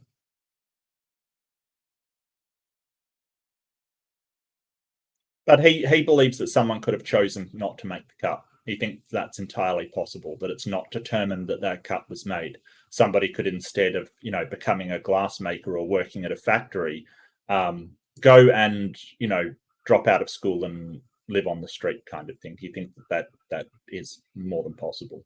I don't know. I mean, from an atemporal perspective, it could well be that specific cup is the necessary thing. It is the keystone of this entire reality, and all of the universe, all the laws of physics with their fine tuning and whatnot, every choice ever made by every human was predetermined specifically to produce that cup.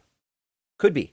Well, I think that most of the time when determinists are talking about necessary and contingent, they're really talking in contextual, sort of conceptual ways. They're sort of saying, hey, this action is necessary for this thing is contingent on the action. So it's all relative to one another.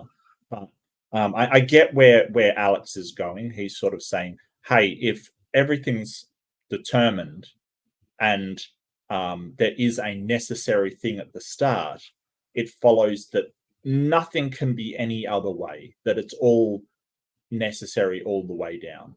I'm not sure I would make that statement, but he's obviously making the case. When I was a minister, one of the things that used to break my brain was, what if the necessary thing is at the end?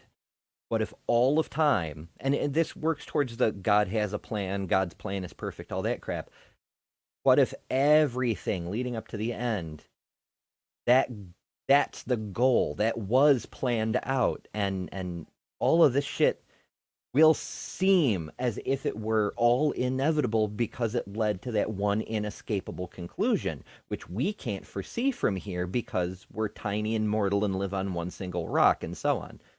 Mm-hmm. A wild perspective. I don't know. But I don't know how you would go about demonstrating that or demonstrating its opposite. It just, I think it's more on the realms of pure speculation. Oh, for sure. Yes. And you said in your speech, in your thing, a universe from nothing, you said that determinism comes from the necessary existence. You said about the contingency debate. 48 minutes. Yes, 48 minutes in, you said that one necessarily leads from the other. In other words, determinism leads from necessary existence. Yes or no? Sorry, say that again. You said determinism leads from necessary existence. Okay, I think we were talking about a different thing. No. You said this, and I can show you 48 minutes into the video. Yes, I said that sentence, but I meant a different thing by necessary existence. So you said the universe was necessary This existence. can't be a semantic point scoring exercise. I meant something different by what you're no talking problem. about. But you said this. You said determinism comes from the necessary existence. What did I mean by that? I mean, I can apply the context of the conversation. I'll tell you what you meant by that. Yeah, no, go ahead. I'll tell you what you meant by that statement. Mm-hmm. He sounds like he's cherry picking arguments at the moment, which is essentially what he's doing. He's just taking something out of context, putting his own spin on it and saying, hey, this is what you meant by it. Really dishonest way to carry yourself during a debate, to be honest. Like, what are you doing? I don't know what he's doing. I just listened to this 2 days ago. The guy asked you, is the universe, would you agree with Bertrand Russell that the universe just is? Yeah? And you replied and said, yeah, the fact that the universe is necessary existence, I would agree with that in the first instance. And then he said, how would that tie in with determinism? You then said, determinism follows from, it's that which follows, determinism follows from the necessary existence. Right, Which, I know what do you remember? I was the person I was debating with, the guy called Cameron Battucci, he was making the case for the contingency argument. Right. He was saying that there are contingent things in the universe, and therefore he was using that to reason that there's a God. And I said that if that were the case, that necessary existence, the determinism would follow from that. I was making the case. Okay. So he's saying if that were true, then this would follow from that, which is a different statement to saying, hey, I believe that determined things follow from a necessary existence. That's a totally different statement, right? Just saying if there is a necessary existence, then determinism follows from that. it's kind of this, they hear somebody say something as a hypothetical or a series of if statements, then it automatically must follow that you're arguing for it. No, that's not the case. That is absolutely not the case. It's very strange. It's very strange, Ember. What's going on? I suspect they're trying to do that trick where a person substitutes one argument for a conclusion from a different one, but that's just my guess. I didn't say that it does exist. Listen, Alex, I didn't say that it does exist. We agree with you on that point. So this is the thing. You agree with us on more points than you think you agree with us on.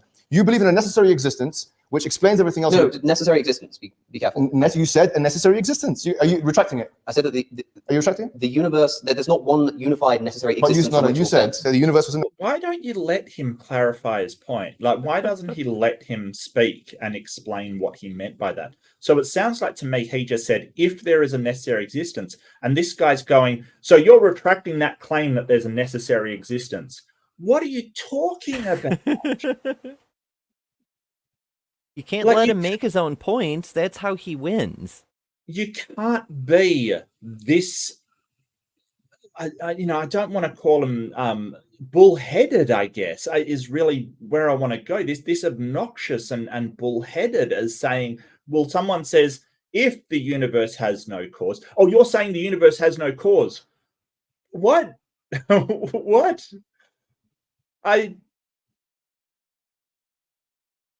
That's what are you talking about? Necessary. The So you're universe, retracting that. the universe follows a necessary causal chain. Okay, so is there? No, you said. Hold on. You said the universe is a necessary existence, and Yeah, and his partner is trying to go. No, let's get off this point. Let's move on because this is not like all he's showing is his failure to understand sort of hypothetical premises. Like if you say, if my cat is pregnant, then it's going to have a litter of kittens. And oh, your cat's going to have a litter of kittens. What are you talking about? There is no if. It's all necessary. Right. It's so baffling. If I was to go to let's go back to the store. If I was to go to the store, I would buy some chocolate. Oh, you bought some chocolate. What did I just say? Like, what did you just hear? Like, what did you just hear? Because I don't think you're hearing what it is that he's saying. But it's sort of the bullheaded and really aggressive, obnoxious kind of, no, this is what you're saying kind of thing is really horrible, especially since I think everybody understands that he's making a hypothetical if and not making a claim of actuality. I think everybody understands that except him. Yeah, I think he understands it too. He's just trying to build a straw man in the moment where it's more third grade argument tactics. Yeah. I'm going to tell you what you're saying, even though you're right here to say, no, that's not what I'm saying. Yeah. Then you said determinism follows from that. Now I'm saying that. Okay, how about this? If I said that and I meant what you think I meant by that, then yes, I retract it. But I don't think that's what I meant. I think what it is, Alex, is that people can go and look at Alex, themselves. You're very good at making arguments against things I used to believe in. Okay, so you used to believe in it because, okay, now it's perfect. We're not on Speaker's Corner. Okay. No. Right? Argument, counter. No. Yeah, Speaker's Corner, isn't that one of their shows where they basically yell at a guest until they accept something? Yeah. No idea. I have to look that up. I have no idea what Speaker's Corner is. Maybe it's a thing in England. It's like a place in London. It's like an intersection at the corner of a park, and people go there to debate, like Christian versus Muslim versus. That Jack Kirby dude, I think, has done that. Also, Matt Dillahunty debated a fellow named Bob from Speaker's Corner. Oh, okay, gotcha. I think Posey Parker goes there sometime. Oh, it's a Hyde Park, apparently. Northeast corner of Hyde Park. Interesting. I don't know a lot about Hyde Park, but I know why it's called a Hyde Park. Do you know what a Hyde is? The opposite of a Jekyll? No, a Hyde is the amount of land a person can plow in one day. I don't know why I know that, but I know that. It's very strange. That is So an a Hyde obscure thing to know. Yeah. So it used to be a measurement, but it's like a cubit kind of thing. It's not a very accurate unit of measurement, because I would imagine that I can plow less than some burly Englishman. I would imagine. I can plow 3 hides in one day. Oh, That's wow, not possible, Ember. Definitionally, a hide is what you can do in one day. Yeah. It's important, guys, because if you're changing your Can I argument have now, What is this moderator doing? And so he's claiming victory because he's misinterpreted what Alex has been saying. Alex, for the sake of the argument, says, fine, I retract it. If you think that's what I was saying, then I retract that. And he's gone, you changed your argument, I win. Dude, seriously. He's just anything he can latch onto and go, I win. Right. Yeah. You're wearing a tie, I win. Yeah. And we see the dishonesty from him. It's pretty dishonest. But Alex is only saying that because he realizes, you know what, we're going to argue here, or at least that's what I think that Alex is doing. He's going, well, if you think it means that, I retract it. Like, if that's your interpretation, then I retract that. And he's like, oh, well, then you've changed your argument. No, he hasn't. He's just realized that it's a waste of time trying to argue what he meant with you, because you think you know what he meant better than him. For some reason, I don't know why. Dear. I have an answer. yeah, you're changing it because now you've been cornered. That's the only reason why you've changed your argument. Okay, Thank you. I'll do that. I was so Who created God? Thank you. Oh, I've won. Thank you. Wow. You obnoxious pile of dishonesty. Wow. He really thinks he's won too. It's sort of like, wow. So a concession to, hey, I retract that if that's what you thought. You think you've won off the back of that, because arguing with you over what he actually meant is going a freaking no. Wow. I wonder if he went to like the 3rd grade school of debate broing. Like, if you mean if wits at school? anybody I ever gotcha. admits, yes, if anybody ever admits that they were wrong about anything ever, they lost. Like, that's the actual debate, is who can never be wrong the longest, Staring contest debate. Whoever won't admit they were ever wrong the longest is more accurate, just whoever never admits to being wrong about anything is the winner. We all know that. That's a thing that Christian apologists still do today. It really is. I know. I mean, I'm joking about it, but it really is. Yeah, well, we have to actually ask the question, why does anything need creation in the first place? Right? Why does anything need creation in the first place? I don't think it does.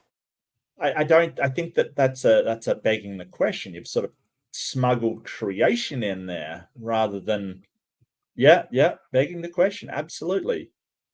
Why is it a creation? Why does anything need creation in the first place? Well, I don't think it does. That's his question to answer. Yeah.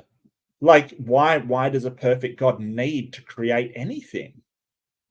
What does God need with a starship? Or a universe, for that matter? Or a bunch of very flawed individuals to worship him for some reason. Well, you need the highly evolved, nearly bald primates so that your undead carpenter ghost has somewhere to live.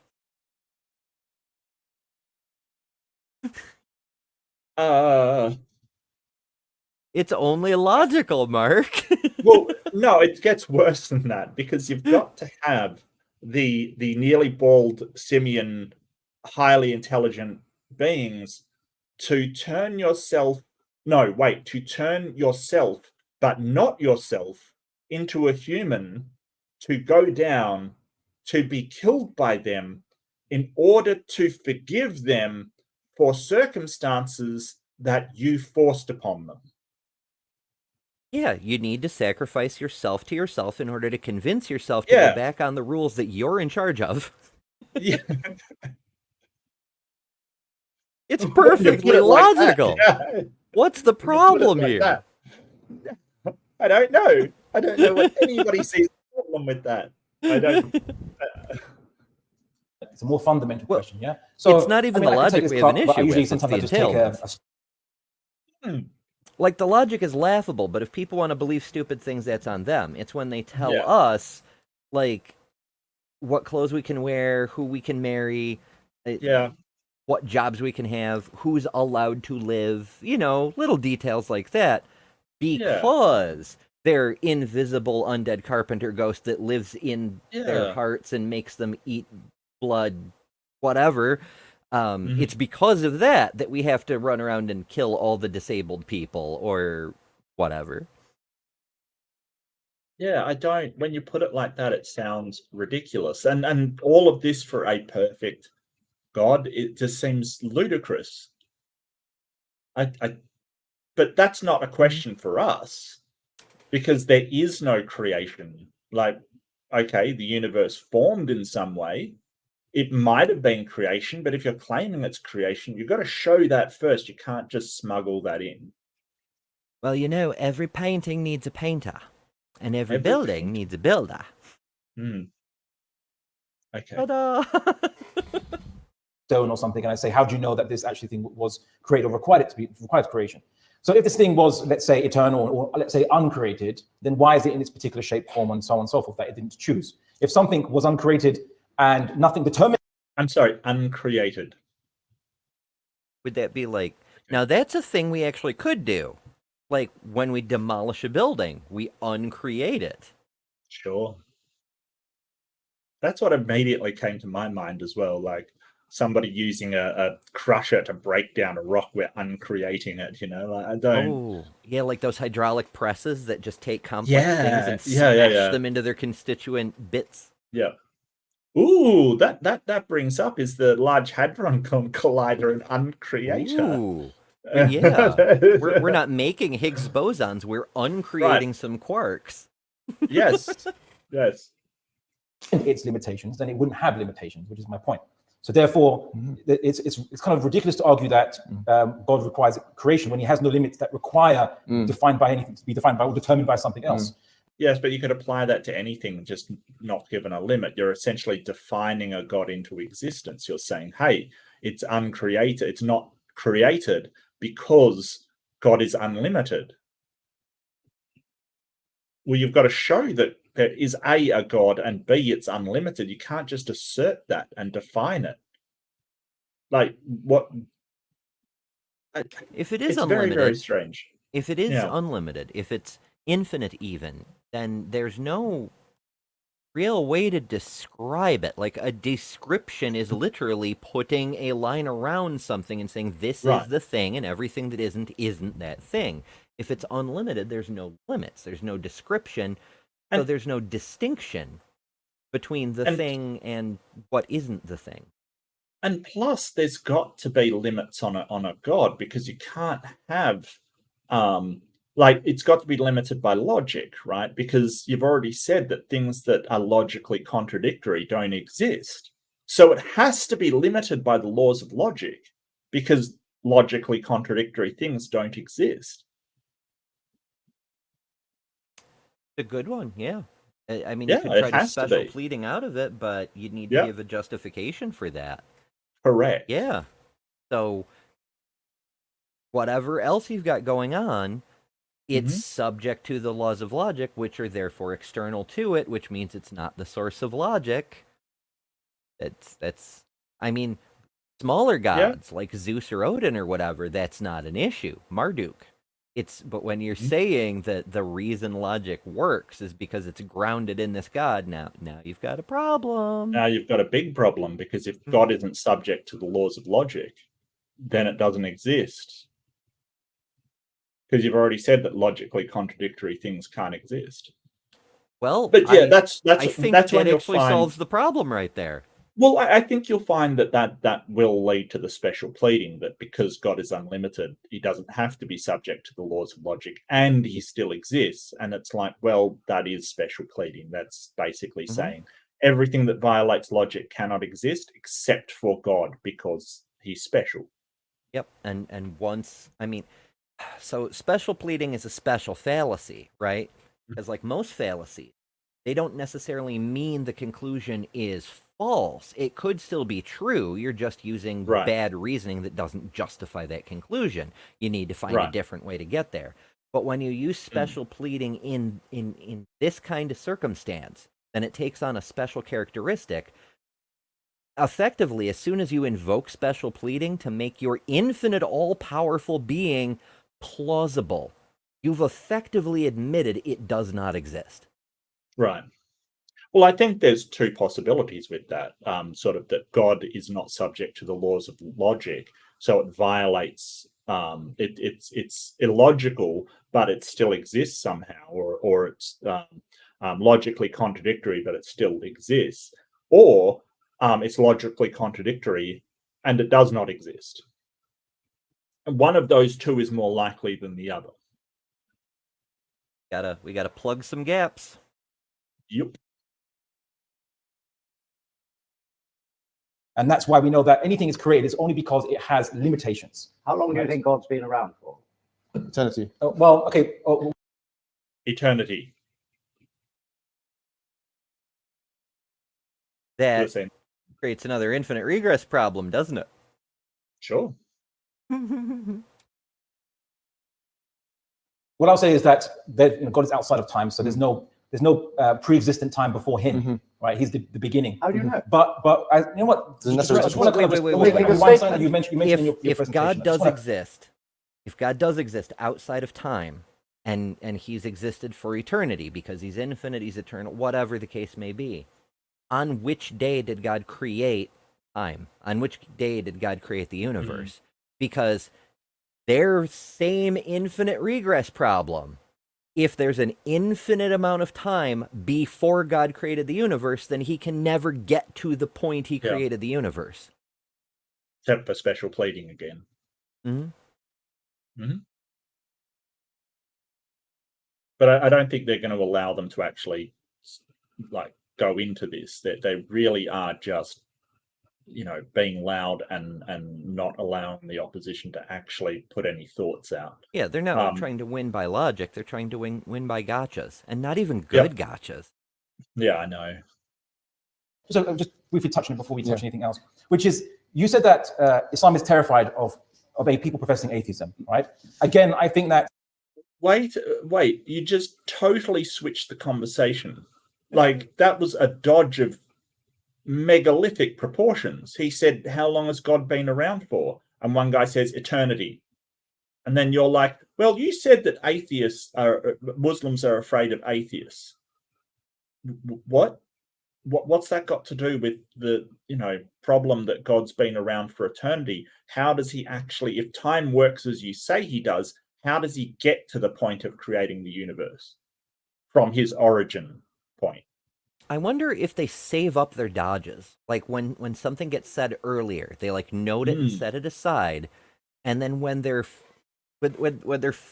looking right down the barrel of an inescapable entanglement, they just bring that back out and use a subject change as a dodge. Maybe. I don't know. It's certainly feels like a parachute at this point. Just pull that ripcord, I don't know what experience you've had maybe with from reading European history books, but I suppose you should read books about Mesopotamia and Islamic civilization. The Prophet Muhammad, if I may just finish, I'll let you respond. So the Prophet... Well, you don't let them respond. I don't think you've been letting them respond all debate, but yeah, fair enough. If you read history books, I think Muslims are fine with atheists as long as they are paying the jizya, the tax on them.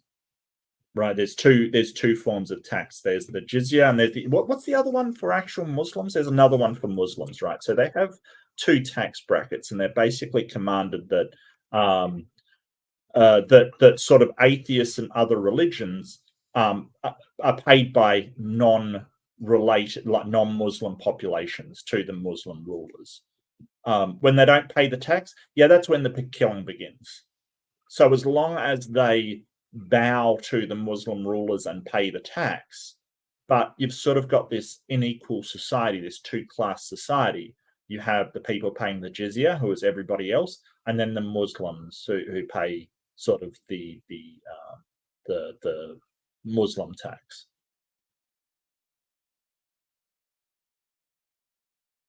Yeah, that kind of relates to an interesting thing about Jimmy, thank you, Rembrandt. Islamic history as well as other religions. Like, from an Islamic perspective, it doesn't matter if you're an atheist or a Christian or a Buddhist. If you're not a Muslim, from a Muslim perspective, you're an atheist. You don't believe in Islam. So being an actual atheist or being a Buddhist, it's all the same to them. And the Christians do, or used to do, the same thing. Which it kind of bolsters the point that everyone is actually an atheist. Just some have some unjustified beliefs on top of it. Muhammad had a famous debate with a Bedouin atheist, right? There was no intolerance there. The Bedouin atheist actually became Muslim, but there was no intolerance just because the guy initially professed to be atheist. Abu Hanifa, famous classical scholar in medieval Iraq, Baghdad, actually, had... and they found out that, hey, you can actually get more money from atheists if you tax them rather than killing them. It is a bit more helpful, yes. Right. It's open-air debates with atheists. If I'm not mistaken, that's a reference to, so obviously Muhammad lived a very long time ago. It's not actual Quranic scripture. It's one of the things that was written outside of the Quran about. He like debated 5 different members of different faiths at once. There was an atheist, there was a Jew, there was a Christian, something else. But that's not part of the Quran. So, like, he's citing a thing that isn't it's not canon. It's like fan fiction. And also, he's citing it incorrectly because there were 5 non-believers, Yeah, and one of the non-believers was his uncle. And I'll always remember that because it's hilarious. His uncle didn't believe Muhammad, which is just hilarious. And so he made the astounding prophecy that his uncle would remain a non-believer till his dying day. Amazing. How did he know? I'm going to fail to convince that man, which will prove I'm right. And that being my own uncle, who would be in a position to see all the miracles, he'll never believe me. And that's a prophecy. That's a guarantee. If you've taken your uncle aside and say, hey, listen, uncle, I know you don't agree with this, but I'm just spouting a whole load of bullshit to get money and power and help our tribe. You're pretty sure he's not going to believe you, and you can make that prophecy pretty confidently at that point. Yeah, what a prophecy, hey? And I think he's more talking about, I think there was who was it? Sheriff Gaba, the Egyptian atheist who did a debate and then was locked up for disrespecting Muhammad. That kind of stuff, because if you are an atheist and you basically go around and say basically what I just said about Muhammad's uncle, you'll probably get locked up in a lot of those Muslim countries. Like that would be cause to lock me up and say that I've disrespected the Prophet. It's a problem. It's a problem. See, that is an interesting. Presumably, there's atheists who were living in Baghdad at the time. Sorry. It is an interesting difference between Islam as it is today and Christianity as it is today, because there's that big long passage in the Christian holy books and things about how Jesus's powers also didn't work around his family who didn't believe him. And you can mention that to Christians and they usually don't burn you at the stake. Yeah. usually.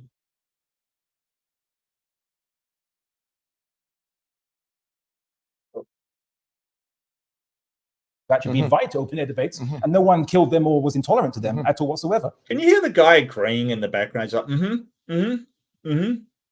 dude, just let the man speak. Seriously, you don't have to. Gotta make noise. And when you say, "Oh, Islam is terrified of atheists," I just want to say something. You're not special. We encounter polytheists. We encounter Christian Trinitarians. Yeah, we know. Who said we were special? I don't understand. You know, the whole point of atheism, we're not special. Humans are just humans. Like, there's no special. Like, this is the point. You think you're a special people with a special God, and we're saying, no, nobody's a special people with a special God. That's not what atheism is. Yeah, it's the rejection of his claim that he's the special boy with the special knowledge. We're saying you're not special either, Sam. Yeah.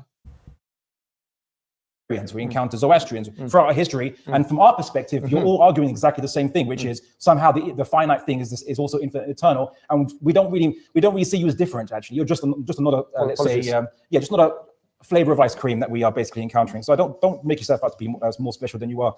The irony. The irony.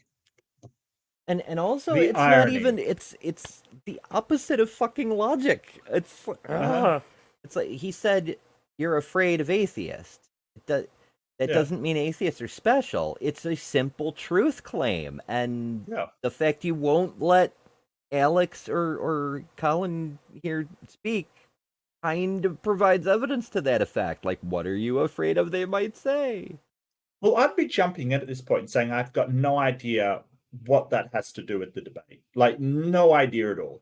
Like, what has that got to do with the debate? Like, okay, you know, you think you're special. We're not special. Granted, we're not special. Now, can we actually get back to the debate about Islam? Like, seriously, I don't understand what their point of this is. It's almost like an intimidation tactic. Oh, you think you're special, and we've counted all of this from other people before, kind of thing. Then why are you bringing it up instead of actually debating the topic? Does Islam explain reality better than atheism? I don't. You know, you're not special. But you're not special. Okay. It's playground bully tactics. Yeah. I'm going to make you feel bad, and that means I win. It feels like something somebody in a rap battle would say. You know, oh, you think you're special, but I've encountered, you know, Dr. Mean Streaks and Dr. This, and, you know, I've taken on all these other contenders, and you're not special. Can you just get on with it? What is this posing? From our perspective. And as for the issue of tolerance of atheists, I think you should question your founders of your very ideology, which pervades the West, liberalism. John Locke, in his letter on toleration, argued that you should tolerate different Christian sects, Protestants, basically, but not atheists, because you can't trust what they say. They don't believe in any higher moral value other than maybe what is expedient. Rousseau made also the same. I don't think John Locke necessarily wrote that. I'm not 100% sure John Locke wrote that you shouldn't trust atheists. And also argument from authority. Like, even if that were true, so what? I mean, there's plenty of Christians have written that you shouldn't trust Muslims. That's an appeal to authority. It's kind of saying, well, John Locke is authority, but what was he actually an atheist? I don't know. Why should we? Like, we can take good arguments from John Locke, but not everything he said is absolute truth. Like, why are we deferring to Tom Locke about atheists? What is this? A fair point, Justin. What's that? You've got mail. Oh, sorry. I was looking that up. Yahooligan for $5 Canuckian. You are my second and third favorite people on YouTube.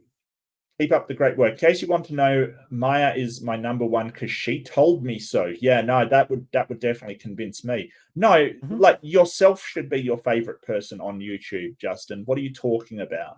What about yourself? I think this exclusion of yourself. Look, I'm not even going to ask who's second and who's third. Quite frankly, I think that's rude. We're going to have to fight among ourselves about who's second and who's third. I think this hierarchy system that you've got going on is morally bankrupt. And but okay, all right. That just I'm ready to solved fight it right for there. the silver medal. No, I concede. Okay, you've got a lightsaber. I've got nothing. I've got a pen and I've got a coffee cup. Well, shit, I'm screwed. The pen is mightier than the saber. That's not a thing. I think the pen's mightier than the sword, but I think the lightsaber wins against both, quite frankly.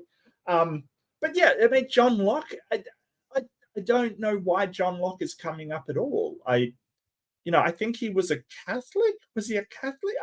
What has he got to do with anything about Islam and atheism? Like, because he was an instrumental figure in liberalism, then he's automatically correct about atheists?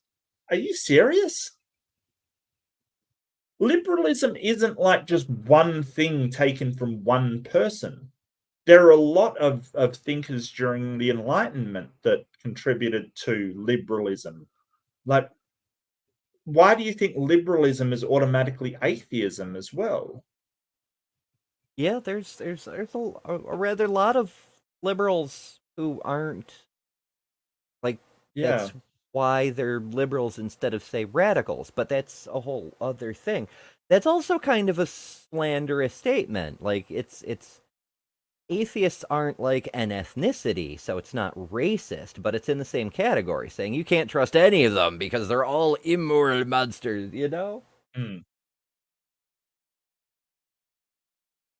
Weird. Argument. And some people say that under the current, you could say, atheistic idea, as opposed to the natural rights arguments of John Locke, but the Benthamite arguments of utilitarianism. Really, morality is only based on expediency, and then people's rights are based on whether it's expedient to the state to even tolerate your rights. So now, it's not related to the debate itself, but the guy brought it up, and it's really disingenuous to bring up in that kind of debate. Well, it's really disingenuous to assert that any single thing stems only from a single thing. Yeah. Like, morality is more than utility. Like, we consider utility aspects of it, but that's not all that it is. Yeah, I think that maybe it was an off-the-cuff statement, but I don't see a lot of Muslims wanting to debate with atheists. They don't. They want to debate Christians, is who they want to debate. They will not debate atheists. They'll debate Christians because Christians, they can go, oh, you believe in a triomni God and you believe in a God that's three things yet one thing. Oh, it's a logical contradiction.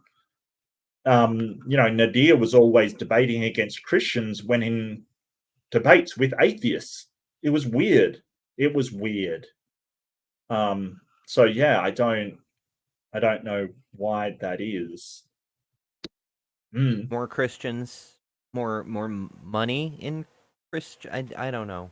More glory in defeating the Christians, I suppose, since they also have a big, powerful, all God kind of thing, but it's the same God, but details. And I guess it's easier to convert Christians to your religion than it is to convert atheists, kind of thing. Atheists are a hard sell because they are not starting out with the idea that there is a God, and they could just be, on the wrong one. You actually have to convince them that there's a God in the first place. So I imagine it's a bit of more of a hard sell. I wonder if they consider Christianity to be like their most existential threat because they're so similar. And it honestly, from an outside perspective, it looks to me like it's easier to switch from Allah to Jesus than the other way. Like, they have to have that violence element to keep their numbers up. because the Christians can just be like, hey, do you like bacon? Do you just Do you like God pay, that want to eat pay bacon? our God lip Yeah. service and all your sins are forgiven. Nothing is Yep. a sin anymore, you know? Yeah, it must be a pain in the ass praying 5 times a day and stuff. So It's actually kind of peaceful. Was a deeply immoral man. No, I'm not saying it. I'm saying John Locke. You seem to be implying. No. John Locke said that you can't Look, trust atheists. He didn't say the that they thing- unnecessarily. who cares what John Locke said about atheists? That's Makes the because he had debate some good ideas. about Yeah, what did John Locke say about atheists? Like, just because he's had some good ideas on liberalism and sort of, social contract theory doesn't mean he's an expert on everything. What the hell? It coulda, but also, as long as we're debating what John Locke said, we're not debating whether Islam is the Right. best answer. Mhm. The difference is that the things which our worldview are based upon, which are the philosophies of these men, we can say that those areas of their philosophies were wrong. John Locke said some pretty egregious things. You're a nihilist. How can you say anything? The difference is, we'll get to that. The difference is. No, you can't say that you're wrong. No, I'm not gonna grant you I that. think I actually I'm not can. gonna grant you that. You don't believe in objective morality. The difference is. Oh, here we go. Mhm. You don't believe in objective morality. Yeah, I can say they're wrong. Yes, you can. If you believe they're wrong, you can say that. Yes. And I mean, it may if they- be subjectively based, but that doesn't mean he's not allowed to say they're wrong. Yeah, I mean, who says Locke? I mean, in the same letter that he's quoting, Locke also slandered Roman Catholics because he judged their morals harmful to society. They have morals. They come from the same place as John Locke's do, but John Locke had a different interpretation. So are they objective morals? Because in Locke's subjective judgment, the Catholic take on those objective morals are immoral? Mm-hmm. No idea. The difference is that you can't do the same thing. No, you can't do it at all. When there is something You immoral, don't believe in when there is objective something immoral in the basis, when there is something immoral that comes from somebody who founded the worldview that we believe in, and something else unrelatedly that he said that no longer applies was wrong, Can you prove it's immoral? we can say that we disagree with Can what you he prove had it's to say. immoral on your worldview? We can say that we disagree with what he had to. You're making an active claim. So Why is the moderator just allowing this absolute jackass to keep interrupting constantly? Like, he let the other guy speak for ages, and this ass can't let him speak for like 2 sentences without interrupting. I do appreciate that Alex is doing really well to continue without interruption, but what are you doing? Like, what, prove that it's wrong that atheists have no moral grounds? Of course we've got moral grounds. You may argue they're not objective, but that's fine. I don't, it reminds me of Jim Bob, who came into my comments and was like, how can you say anything's wrong when you've got no morality? What are you talking about? Yeah, that's an assertion you got to demonstrate. Oh, it's not objective, so it doesn't cut. Yours isn't objective either, but never mind that. Yeah. You know what? For the sake of argument, I'll concede it. For the sake of argument, I have no basis for morality. In fact, I don't even have any morality at all. Now demonstrate your God. Yeah. It's just another sidetrack that they're doing. But I do appreciate Alex is doing well under very difficult circumstances, but these, like, the moderator should be doing more to stop these interruptions. Like, seriously. They let him talk they let this guy talk for ages. Like, let them talk. You do the same thing. You're making an When active there's claim. immorality Yeah, red herring. Yeah, I absolutely. found it. in the Quran, you can't make the same. Look, we have just allowed you to speak, and there were many times I could have interjected and asked you similar questions, and you're making it to a Corbet fallacy, and you're smart enough to know it. You can't just turn around and say that you're a Just answer the hypocrite question, for please. being a moral nihilist, especially since I'm not one anymore. Oh, you've changed your mind Yes. now. So you Quite retract that frankly, statement as well. What statement? The ones that you said you're more nihilist. What do you think moral subjectivism meant to me and means to me? What do you think I don't know what it means to to you, man. That's a subjective so you're saying you can't say this because you're a moral subjectivist and a moral Yeah, you're nihilist. making a moral What claim. do You're you think passing that moral means? judgment. What is moral subjectivism? Yeah, so you don't have objective morality. It's not fixed. It's not true or false. Despite human thoughts or convictions, that morality is true. So it's only first person subjective. Let's get a succinct answer to that. Yeah, statement my from question. this Can I ask side. one question, then you can answer it? Yeah, it's just subjective means stance dependent. That's all. That's all. And I hate to break it to you, but yours is as well, because it depends on the stance of your God. Whoops. And now John Locke's is not, because he says there's natural moral laws, but he has a problem showing those natural moral laws, like actually pointing to where they are and how to demonstrate what they actually are. Because even if you agree that there's natural moral laws, and you don't need a God for that, you have to explain why everybody disagrees on what they actually are. Hmm.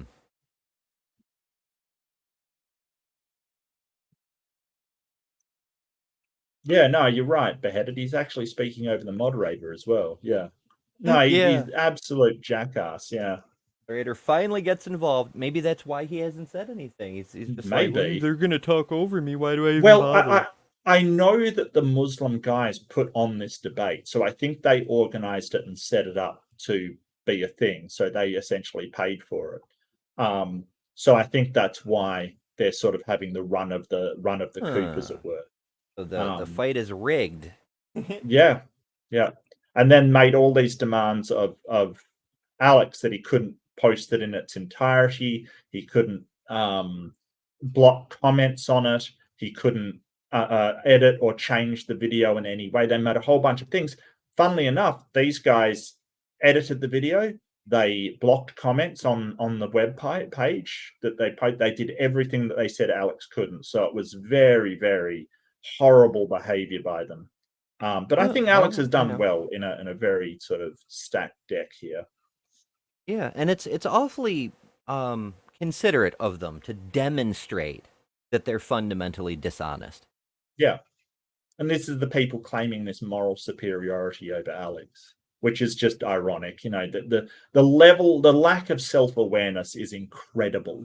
You know, when you've made this big deal that you have no morality and I do, and then you're lying your ass off, editing the video, blocking comments. You know, we see this all the time from theists.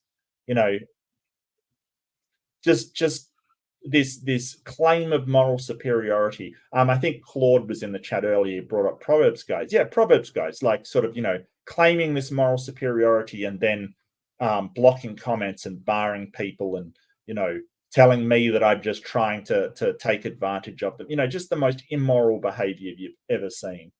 Yet they're still claiming moral superiority. Of course. It's moral if they do it. Oh, yeah, sorry, I forgot. For the glory of God or something. Yeah. I've never seen somebody claim moral superiority and then basically go, I'm biased and proud of it. Seriously? Yeah, okay. My question is, he's made it very clear on his public profile that this man does not believe in objective morality. Why and how can you say this in one breath and then passing moral judgments which are based on liberalism? Can you explain how atheism accounts for that, or how it does it? As I say, Well, it's not really based on liberalism. It's based on humanism. Humanism, dude, is the word you're looking for. Humanism actually originated from religion. There were theistic humanists before there was secular humanists. Did you know that? Probably not. Probably not. And yeah, a lot of the principles are taken from liberalism, but they're also taken from Buddhism and Taoism and all kinds of places all around the world. They're taken from many different belief systems. So I don't know why we should just limit it to go, okay, well, humanism is liberalism. No, not necessarily. You can believe in liberalism and be a capitalist. It's totally fine. Oh yeah. Yeah, there's no entailment between the two. Yeah. Like, you could argue that a humanist necessarily incorporates certain liberal characteristics, but it's not the same thing. It's not the same thing. Ducal fallacy. It's not a ducal fallacy. It is last for you as well. It's simply saying, well, you do this too, so who are you to speak? That's not what we're doing here. We are working on your worldview. Your worldview claims that morality is objective, and your worldview has objective moral statements, like the ones I've highlighted. It's your job to prove that those can be coherent with any kind of objective morality. God is all-knowing. God said so. That's what we believe. Anything God says is all-knowing. Anything God says is moral. Yes. Okay, can refute that, please? I don't need to. All I need, no, you can't do it. That's why. I'm not trying to change your mind. I'm trying to talk for the audience. And if the audience find moral precepts within Islam that they disagree with, they have to disagree with. If you have an all-knowing agent. Yeah, and this is where Alex, in very, very difficult circumstances, I really wish the moderator would actually tell them, hey, they just let you speak. let them speak, because now he's going to pin them down with, if you've got objective morality within your religion and somebody disagrees, saying, hey, that precept, that instruction from your God, I don't really believe in that, then you've got to dismiss the entire thing. If you find anything immoral, it can't be true. And it's going to absolutely wreck him. As you have said, if God says something is moral, then it is moral. That's what we say, yeah. And so if the people here this evening disagree with the moral precepts of Islam, that's they have to disagree socialization. with Islam. Socialization. Yes, so let's talk about that. And let's see if Okay. socialization has something more to it than that. Okay. You said, if I heard you correctly, anything that God says is moral. Absolutely. How do you know what God said? Well, okay, here, to go back to our argument, I said that we said that we have revelations of all time, the final revelations of the Quran. It has a falsifiability test. I gave you 4 things. What's the falsifiability test? How do you falsify your religious document? Can we get some falsification criteria down here? It'd be handy, yeah. Because no matter what you say, like, so you're saying, well, if it wasn't written by Muhammad, so how do we test that? How do we falsify that?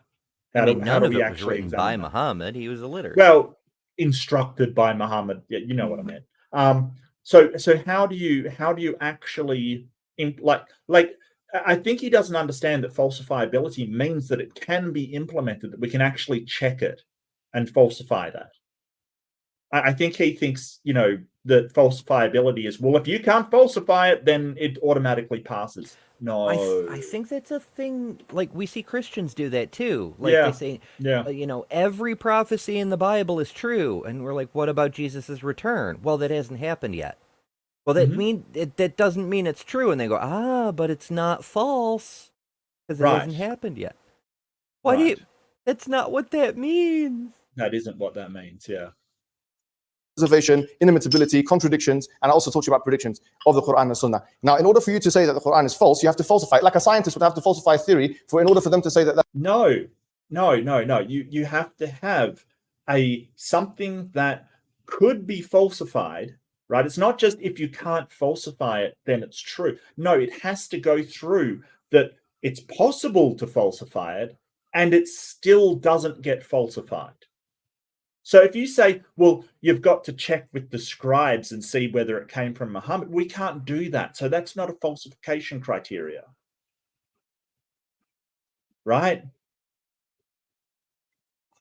Now, if it made, a fairly easy to check claim, it said there was a thing, like, I don't know, the moon was split in two.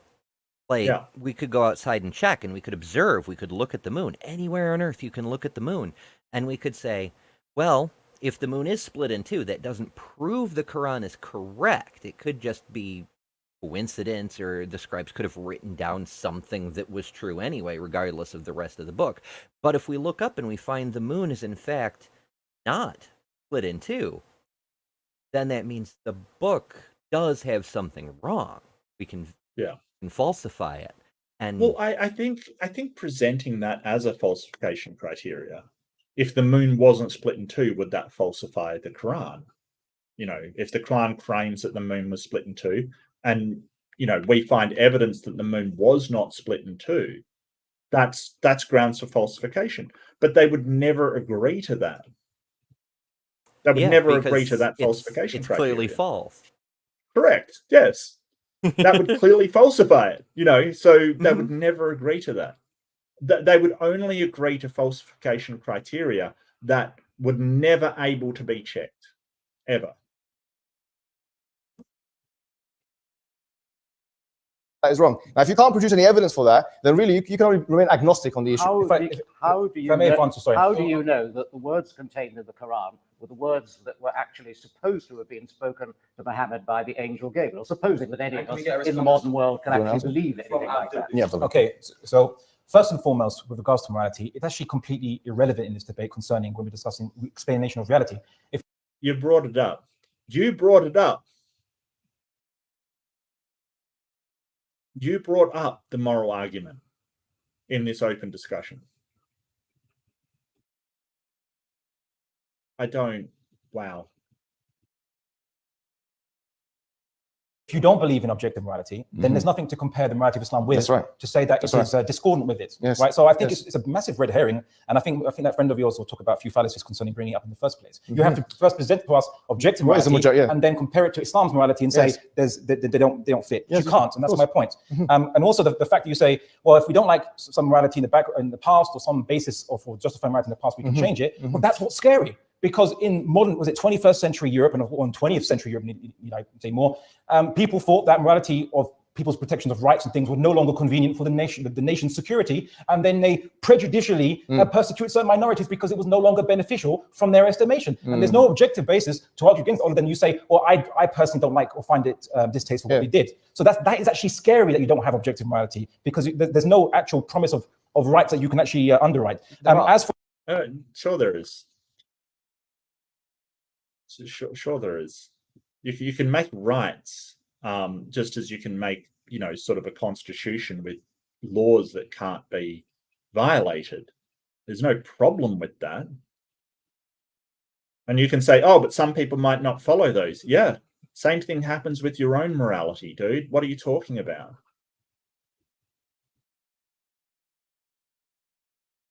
I don't get it. And just because people violated those rights, you're sort of holding capitalist, sort of modern wartime America as being the moral system that we should follow.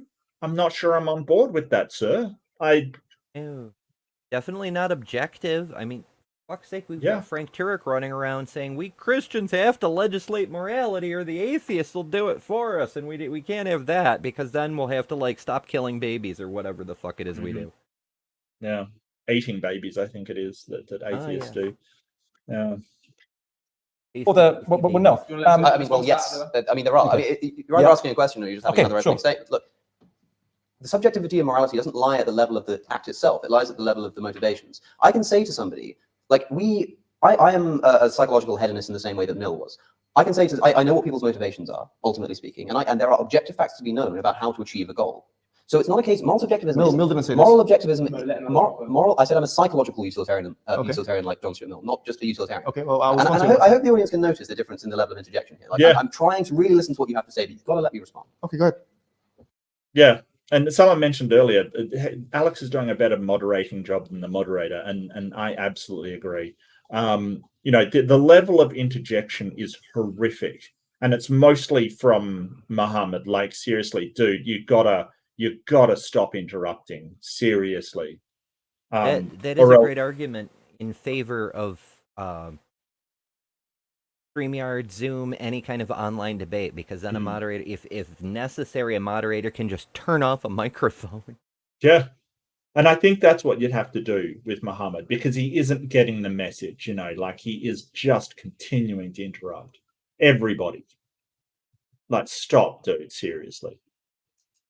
Psychological utilitarianism means that we can know what people's motivations are, and I think we can. There are objective things to be known about how to achieve those goals. If somebody thinks that something's right and I think it's wrong, it's not a case of throw your hands up in the air and say it's everybody's opinion. That's not what moral subjectivism is. That's confusing moral subjectivism with moral relativism. That's not what we're doing. No, hold on. Those are not the same thing. Can we respond? All right, so Mill, in chapter 4 of his book on utilitarianism, he actually gave us the exact way of identifying what he called the principle of utility. Yes. And through that, he talked about desirability and how when you see that something is desirable for someone, then that is an evidence that it's something which ought to be done. Okay, now, hold on, excuse me. It's not true. No, hold on, you can check. I've just given you a reference. Yeah, you can check. the title is not called you're interjecting now. Yes, I am, because the So title is not level of interjection? The title, I didn't say the audience can notice I'm not interjecting. I said the audience can notice the disparity in it. Sometimes an interjection is needed. And the interjection here is that the title of that chapter, there is a purpose. There's a reason why the title of that chapter is not the proof of utilitarianism. It is not. It's like the title of that chapter is the title of that chapter is the kinds of proofs to which utilitarianism is susceptible. No, hold on. The title of the chapter is proof of utilitarianism. It's not. You get the book. You can check it now. Okay, it is the title. Did Muhammad split some hairs? What a clown. Absolute clown. You're arguing with someone doing philosophy of what the title of a famous chapter of a book is. Seriously, dude. Any bets on whether he's wrong or not? Who thinks he's wrong? Who thinks Alex is wrong? Who thinks Muhammad's wrong? Seriously. I have no fucking idea, and I don't really care, but considering where the claims are coming from, I'm willing to offer 5-to-1 odds that Alex is correct on this one. Of proof that utilitarianism is susceptible to. John Stuart Mill wrote the book himself. You can get the copy from Waterstones now. Everyone in the audience can Google it. Yes, it's actually, the title is Proof of Utilitarianism, chapter 4. That's what people call it. That's not what Mill wrote. Mill, who calls it that? The title, Mill. Mill Mill doesn't call it the Proof of Utilitarianism. That's what it's titled. He avoids it. He does not. That's the name of the chapter, my friend. It's not the name of the chapter. Okay, so should we get it up? Yeah, if you'd like to. Okay, so anyone's got utilitarianism, we can see. Okay, Anybody has a copy of the So now we're going to the internet to see what Mill's title is. I know. I wish us looking it up would make them stop and get back to the fucking point. Yeah. No, I get you. Aye. See it on that reference point. Okay, yes, my friend. No, it's important. It's important. The reason why. It's important. The reason why. Either way. Look, Guys, it's sort of descending into chaos. We want to get Abdullah and then we'll get Colin in afterwards. Okay, so just to continue what I said, is he right? It's not proof of. Okay, well, I can see that point. If he's right, I can see That's the point. fine, because I don't care if you're right or wrong about that. The thing that matters is the point that he was making. And the point that he was making is that you can't prove utilitarianism because he's a moral nihilist in that sense. But he said that there are certain proofs to which it's So if you can't prove it, why make a case? So because you can't prove that the point that Mill made with the visible thing. Let me answer the question. The point that Mill made with the visible thing, which you brought up, is that the only evidence we have that something is visible is that it can be seen. That's what he said. Now we can't prove. Okay, we can't prove that this water is visible. But we both agree that it's visible, and we can use the same level of proof to understand moral claims. It's not a deductive proof. It's an inductive. Why use it as an argument? For someone who said that there are many things that you don't know in the universe and things that you can't presume. Yes. For you to claim that you now know people's motivations with the same kind of certainty enough to make it to derive some objective moral system, yes, is somewhat of a contradiction there because he never said it was objective. Did he say that it was objective? He never said that. Well, I object to this objectification of objective clarification. He never said it made it like you know it well enough to make it objective. It's still stance dependent. It is still absolutely subjective. There's nothing objective in, like, just because people have motivations for things. When did he say it made it objective? Motivations might be unique or different, yes, or unknowable to you anyway. Certainly, we never understand the viewpoint of a psychopath, of someone who has the inability to empathize. But look, the study, of course, but to make a claim that basically that you can understand everyone's motivations, or there's some kind of unique template of motivations that all human beings subscribe to or can fit into, is really contradicting what you said earlier on, saying that you don't actually know, or you don't make claims to know things which you don't directly observe. I make claims about morality, and I also didn't say that. That from Alex, I do. On the last question, we're going to open up to audience questions. I do make claims about morality. That's not a problem. I never said that I didn't. I also didn't say that I don't make. Where have you seen morality? Is it? I also didn't say that you have to see things to be able to prove them. Oh, okay. So yeah, we don't have to see things like electricity. We don't see that. What? Sometimes we do. Sometimes we do, sure, but you know, to know that a wire is live, you may not see anything. Or say quarks, for instance, you can't see them. You don't have to see them. That is a harder one. Yeah. Well, I think they get conflated between observation and seeing things. Like we observe something. It may not be a direct observation. It may, in fact, be an observation about surrounding events. Like we don't see a black hole, but we observe the effect it has on other bodies around it. So we know it's there, but we can't see it. But they get confused between what an observation is and what, you know, actually seeing something is. So are they illusionary for you? I would agree with that statement. I'm glad you agree with that. There, we're in agreement. Brilliant. Colin, do you want to do the last question? I'm still waiting for an answer to my question of how you can possibly be sure that what are supposed to be the words spoken by God, or rather by the angel Gabriel to Muhammad, are actually the words spoken, if indeed they were spoken at all. Okay, brief response to that, and then working on to the audience. Okay, so a couple of days ago, I presented a lecture on how do you know Islam is true when there's so many different, let's say, conflicting or competing belief systems. In essence, from every aspect, from the Islamic concept of God being a main issue, which is what my presentation was trying to focus on, the Islamic concept of God is almost completely unique to Islam, with the possible exceptions of variations of Judaism and philosophers who've reflected upon the possibilities of what could exist and what create all existence, and they've all come to the same conclusion, just like good old the Greek Xenophon is, that there must be an ultimate creator who's infinite and he's unlike created things. Xenophon is a famous Greek philosopher who believed that if he rejected polytheism and rejected idols that look like human beings, saying if a cow had a god, it would make the gods to look like cows. So he didn't. Yeah, not everybody that's concluded that. The Christian scholars didn't conclude that Allah was Muhammad was. Don't forget, the question was, how do you know that the angel Gabriel gave these words to Muhammad as claimed? And he's going on about how scholars have all concluded. No, they haven't. Absolutely not. All of the Muslim scholars that believe in Islam have concluded that, but not all. It's all scholars from his perspective. But on the cow, it's weird he mentions cows, because there are lots of religions with cows. Human religions. In Hindu, there's 100,000 cow gods. In ancient Greek pantheons, ancient Egyptian, there's cow-headed people, the freaking Minotaur. There's the centaurs aren't gods, but in some cases they're demigods. But there's a bunch of freaking. There's all kinds of things. I think that cows have been very important to humans over the years, from the introduction of agriculture kind of thing. So important animals sort of get a special place, and so cultures where cows are really important to their well-being, I think that they kind of have a tendency to say, well, cows are important, so there must be a super cow that is providing all the cows to us. The Platonic cow. The Platonic. A metaphysical being from which all cows take their cowness property. Right. the ideal cow. Mm-hmm. The ideal cow. He was an atheist. He just rejected polytheism, and so we would basically kind of side with that view. But I asked you a very specific question. Yes, he did. About what the angel Gabriel is supposed to have said to Muhammad. How can you possibly know? How can anybody possibly know that was actually what happened? How can you know? Explain. And if I let me just finish my point, which is Islam is basically, when I encountered it and I took it as a hypothesis for how to explain reality, as one possible hypothesis. This seems like a real dodge of the question. Well, as I encountered Islam, how would you possibly know that Gabriel gave these words to Muhammad from your experience and your feelings about Islam? Vibes. The vibes. Checked out. I could feel it in my gut.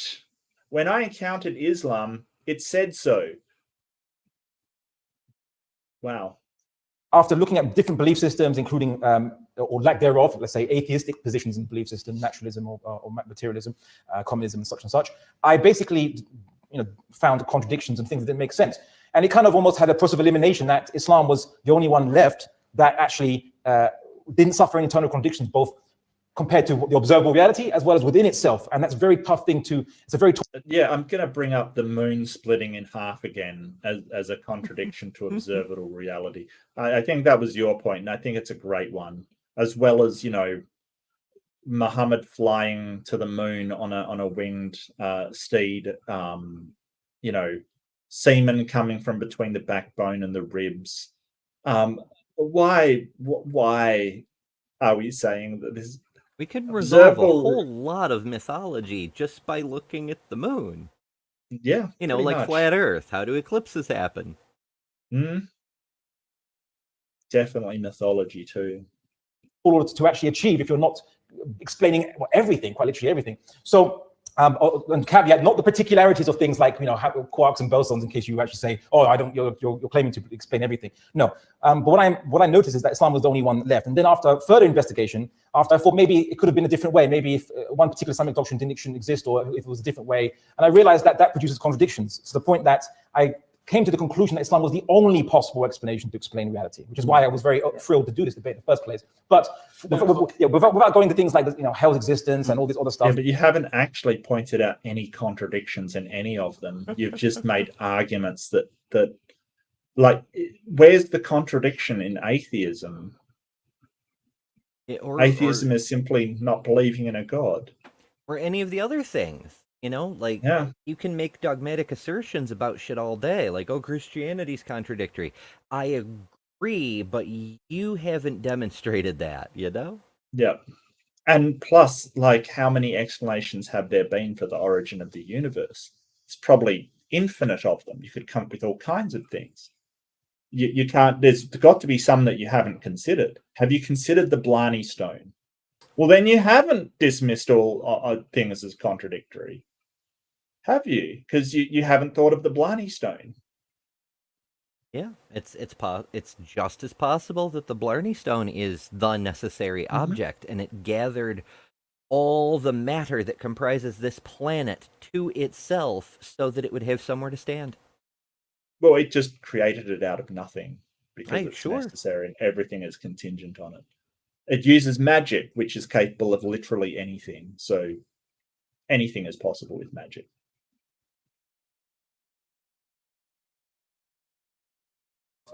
The main key selling point, you say, of Islam, of the hypothesis of Islam, its superiority was its concept of God, which is almost virtually unique to itself, and it's just rationally consistent and coherent. I didn't ask you about Islam's concept of God. I asked you very specifically about how you can possibly know that the concept of... So Islam might have a God and they may exist, and Gabriel didn't give the message to Muhammad, and he actually heard it from Michael instead.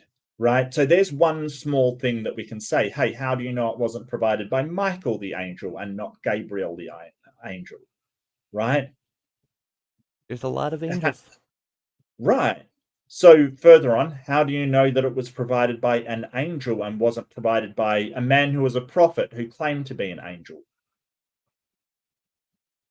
Let's go one further. How do you know that person wasn't a con artist and just happened to get most things right?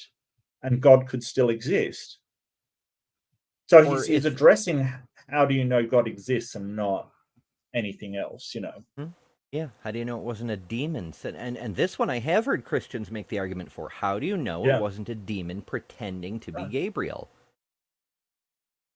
And the same works in reverse. You can say, how do you know that, Jesus wasn't a demon instead? Like, right? How do you know? And I might add that the Quran says that the stars in the sky are lanterns that the angels throw at demons to drive them out. Is that a falsification criteria? I mean, we don't know that's not what they're doing. The stars are moving awfully fast, and if I got hit by a star, it'd probably wipe me out. And plus, the asteroids that we see that are shooting stars, they're not stars, they're asteroids. And they're not driving demons out. They just happen to get into the atmosphere and burn up. It's fairly self-explanatory. But if you think they're lanterns being thrown at demons, I don't know what to tell you. I don't know what to tell you. God, whatever it is that emerges from the Quran, can have been dictated to Muhammad by the angel Gabriel. I take it, therefore, that you cannot answer that question. Thank you. Well, it's kind of like the equivalent kind of challenge what you're saying. Now, we can discuss how do we know the messenger that related the message is, how do we know from analysis of that it's accurate? But I wanted just to kind of... That's what I'd like to know. I know. I was asking. I know. And I want to do a kind of a different angle to answer that. Yeah, I want to do a different angle because I can't answer that question. Yeah. I mean, he's making it absolutely obvious he can't answer the question. He takes it on faith. Spit it out. Just spit it out. This is where a Christian would just say, well, that I have to take on faith. And where the rest of it? You know, it says that in the Bible, and we have to take it on faith. Because they acknowledge that they can't possibly know for a certainty. That's where faith kicks in. Question, which is what got me into Islam in the first place wasn't answering a different question. Let me finish there. What got me into Islam in the first place wasn't me looking at the claims or trying to go back in the time machine to find out if the Prophet Muhammad existed or the angel Gabriel came to him. I looked at the message itself and the consistency of the message itself with the universe. Led me to a conclusion that they both come from the same author, and that's why I became Muslim. In other words, you can't possibly know. It's just the author. Yeah, you can't possibly know. Yeah.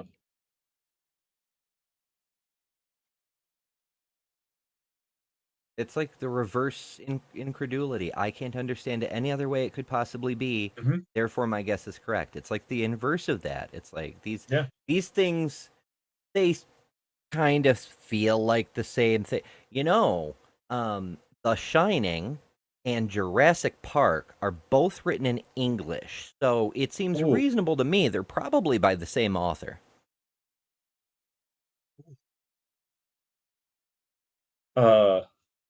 Yeah, one's Stephen King and the other is Michael Crichton, I think. Yeah, but they're both, we'll leave it to the Europeans, so they're basically the same person. Yeah. Yeah. And you could also go a bit, a step further and say they both have an introduction, a sort of, a climax and then a conclusion to them. They both follow the same sort of arc, kind of thing. Yeah, same writing style, same genre. Right. Well, somewhat genre. We get weird with genres, almost like we do with genders. Genre, well, and sort of how we categorize species. Genres sort of, they're only rough approximations. They're only rough approximations. The audience. Let's have some audience questions. Okay, so that was well on to audience questions. I cut that out. But what I want you to do, notice at what Muhammad in particular is wearing here. Okay, so he's got the little orange thing. He's got the tie kind of stuff. And this is what I wanted to point out. The message. Where is it? So this is him speaking. Oh, I did include it. So this is him speaking. Is not ultimately obedient, loving. Because they did do endings. Mostly it was just preaching. So it wasn't really very interesting. But watch what happens. Submissive to anything. In fact, like Abdullah said, they're polytheists. That's what the Quran says, chapter 39, verse 29. Allah says in the Quran, He says, أعوذ بالله من الشيطان الرجيم. The really obvious edit is really obvious. Right. He's missing the tie microphone. He's got, it looks completely different color because there's different lighting of the suit. His tie was tucked in. It's now out. Right. This is a really obvious edit of where he's gone back and recorded something to edit over the top of it. So he basically did the ending, his conclusion, his wrap up, and then went and re-recorded it so it would look better on the. Don't forget, he had the only copy of this up on the internet, so he's basically taken off his outro, his conclusions, and redone it and inserted it back into the debate. And this is the man saying, "You have no morality."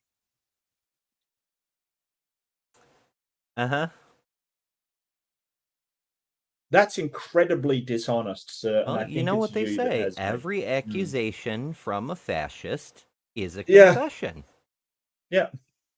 So this is one of the things that Alex pointed out as really obvious deception. So that's a great moral takeaway for everybody. Like when a person accuses you of having no morality, you have no objective morality, they're all but admitting that they have no morality. Well, it's interesting. In the Quran, it sort of says you can lie in the interests of Allah. You could, if you need to defend Islam, you can lie in order to do it. And I think some of them take that really literally, that they can lie, deceive, just speak nonsense, just say anything, as long as it's in the defense of Allah, which they see their debates as being. So I don't think it's really good for long-term, Islamic people. I don't think most of them are like this, but you get these debaters that are like this, will absolutely lie and cheat and distort and do all this stuff. And, you've got to wonder if it's actually dictated by their religion. But I don't think it's going to do them well in the long run, because I think people will recognize, hey, you are lying in order to get your point across. That's not cool. Yeah, it doesn't make me trust them. Yeah, so is that true or anti-Muslim rhetoric? I think that it can be read a number of different ways. The way that I would say it, a surface reading, it's deception in times of warfare, right? So sort of if you have to be deceptive while you're at war, that's fine, right? But it depends on how you interpret what war is. That's the problem. That most Muslims would say, well, we're not at war, we're not supposed to lie to people, in debates and stuff like that. I think most Muslims would interpret like that. But just like you get most Christians wouldn't interpret it as sort of, it's okay to beat your children. There are some that actually agree, that actually say, no, that's what the Bible says. So I think there are some Muslims that sort of agree that a debate, or when you're arguing religion, it's basically you're at war. Yeah, a spiritual war at the very least. So deception in war. So in the hadiths, the way that it is interpreted,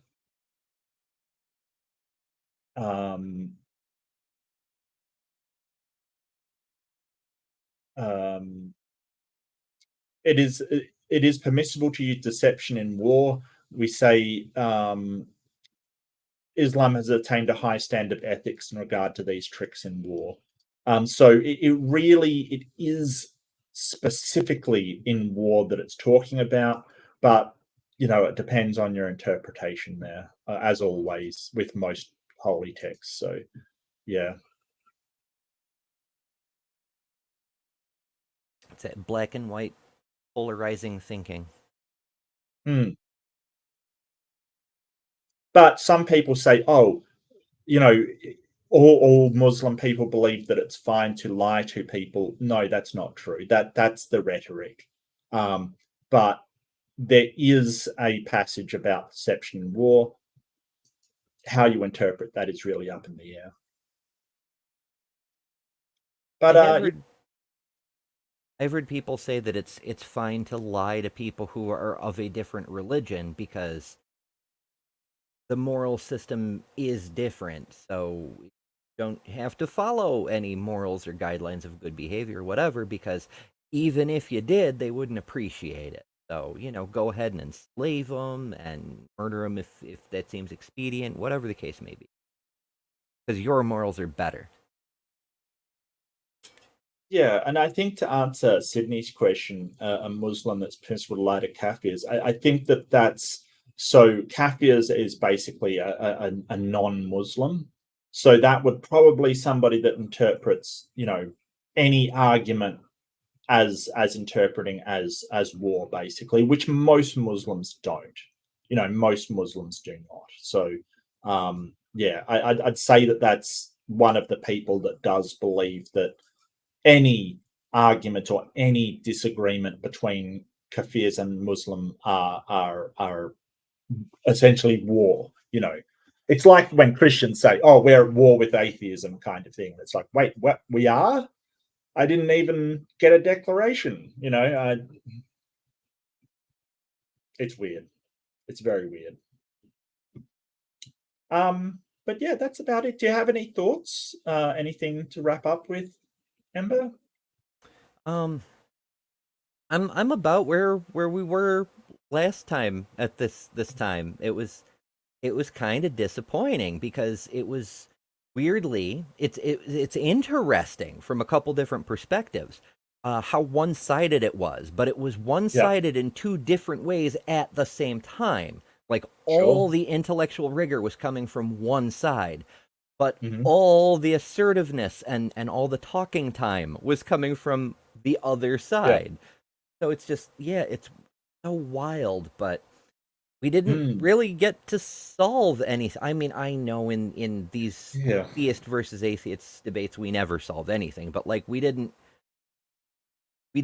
resolve anything either. It's It seemed to be the one of the Muslims putting forward some arguments based upon philosophy, Alex, and really just more Alex trying to respond to those arguments, and then Muhammad just interrupting him as he went, kind of thing. So I think it was, I think that putting it up, if I was Muhammad, I wouldn't put it up at all. It looked shocking from their side, like shockingly bad.